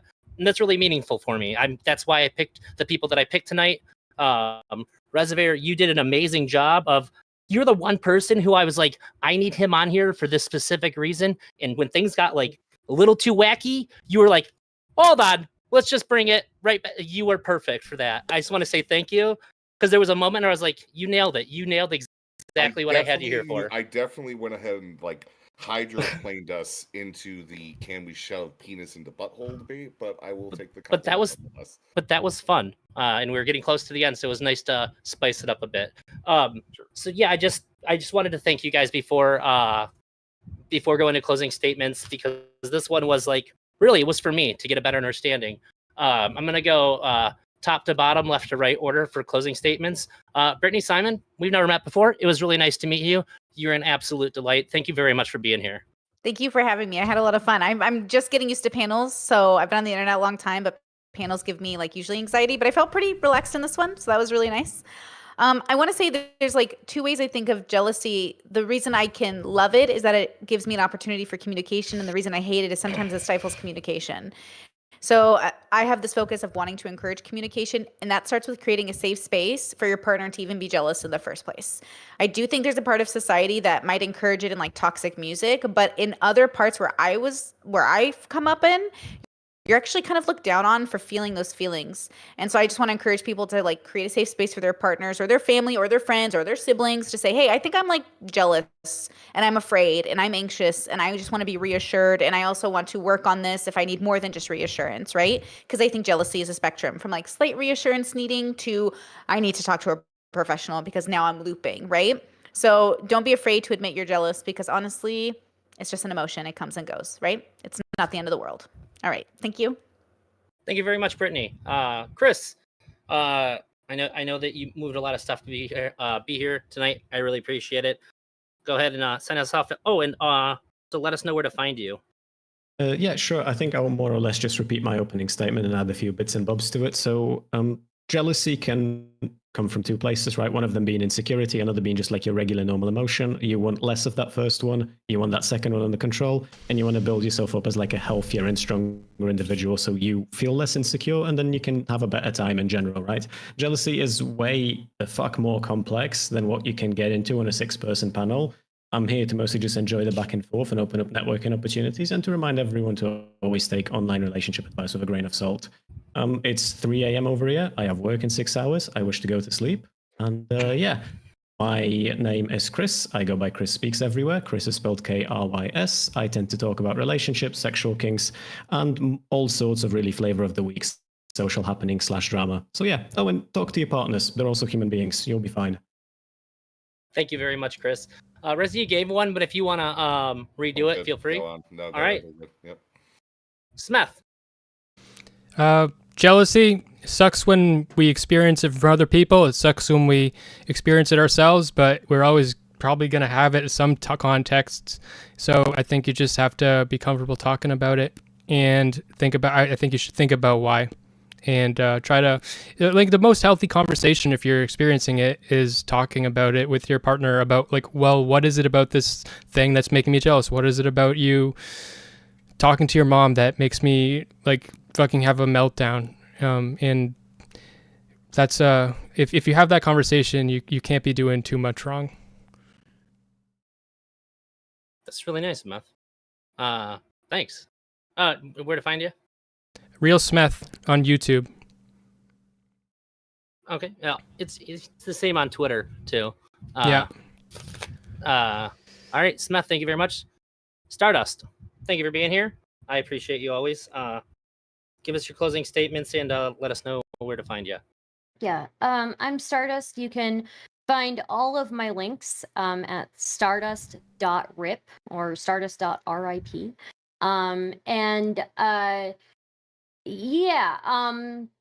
Jealousy, natural thing to experience. Once again, work through it if you can. And if you need help, reach out to a professional if you need help. If it's a reasonable, concern, then obviously, work through it with your partner or with whoever is making you feel that way. And I think just being open and acknowledging your negative feelings is a good step. Again, take it from somebody who is very, I always avoided jealousy, or the feeling of jealousy, or even the feeling of envy, because I just I was so put off by it. It's better to talk about it and be open about it, even if you feel like you're being a crazy person. So.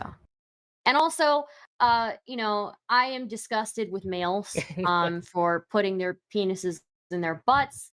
But yeah, if I cover current events and drama, and I'm kind of a variety streamer. So if you like, that kind of stuff, check it out. So yeah. Thank you very much, Stardust. A quick question: are you meaning to tell me that if you had a penis for a day, you wouldn't try to put it in your butt? I feel like you would be like mad with power. I might try to like aim and pee into my butt. Would you try to suck your own dick if you had a dick for a day? No, I wouldn't try to suck That's it. a lie. That's a fucking No, lie. I already That's know an what it's like to absolute suck a fucking dick, lie. dude. I already know what it's like to suck a dick. I don't need to You know what it's like to suck your own dick? I'm You're the guaranteeing. Ross. Look, Sorry. You'd feel a lot different after you had it for 15 minutes, Star, is all he's saying. Mm-hmm. I would probably try to pee in my own butt, try to aim my pee stream at my butt. But other than that, probably not, stick it in my butt. So. Okay. I just feel bad because I forgot to say it when it was Brittany. Brittany, how can we find you? Oh, Brittany Simon on YouTube. Like, that's it. Yay. Okay. Thanks you guys for coming. I'm gonna try to put one of these together every week. I'm not married to the time, but for now it's Thursdays at 6:30. I really appreciate you guys being on, and yeah, that's it. This was cool. This All right. Thanks for having me. Pretty good. Yeah. Yeah, nice Take to care, everyone. see Night-night. everyone. Good Good night. night, Night. Chris. Good night. I gotta say, I think Tom was trying to goad me into saying something about all those little monogamy comments. I feel like he was like subliminally taking hits at me. Tom was going to. I mean, you're trying to. Smith started talking about adversarial relationships at one point, right? Yeah. And I think that's what Tom was trying to go ahead and create because that makes for the best content, which is good. But it's also fun to just, I don't know, kind of vibe and chill and understand and whatever you want to say. So, yeah. All right, cool. All right, I'm gonna leave now because I have my Discord buried under a bunch of shit. All right. Bye, love you. Bye.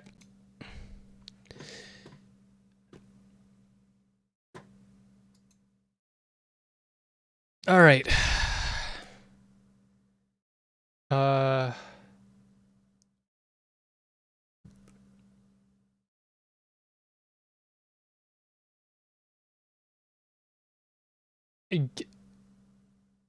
Give us your take, my take. I don't know. Jealousy was the topic of the panel. I don't think there's really anything profound to say, really.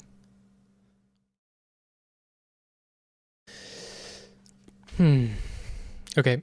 I'm going to be talking to Wick next week on Tuesday at some time about like, so some streamer Pixie, like she like gave her like list of preferences for who she like for dating preferences, and she said to her fans to send her a selfie if they match enough of those and DM her.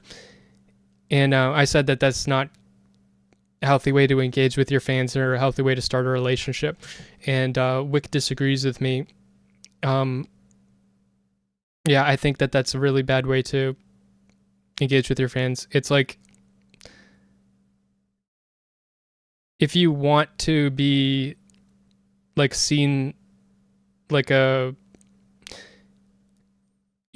fans shouldn't be looking at you like thinking that they could fuck you and trying to figure out how they can get around to fucking you. You're like encouraging like the worst possible type of parasocial attachment. And but I don't think she's a bad person, and I think that she, like she said, I believe that she's like desperate, but I don't think she's going to get what she wants that way, and I think it's going to be unhealthy for her and her community. That's what I think, okay? And I wish her the best. I don't think she's like malicious, but I don't think it's going to have any good outcomes. That's what I think. Wick disagrees with me. We're going to talk about it. That's what I got planned. I also work on a fucking video and whatever, okay? When it comes out, you're going to love it. You're going to think that I'm the next Alfred Hitchcock with this fucking editing, okay? But until then, you're going to have to take a nice dose of smethadone to calm you the fuck down. My last stream with the Thorpes, I didn't realize until earlier today, but it was taken down because there was a clip of some music on, but that's back up. And that's all I have to fucking say. So, good night. See you next time.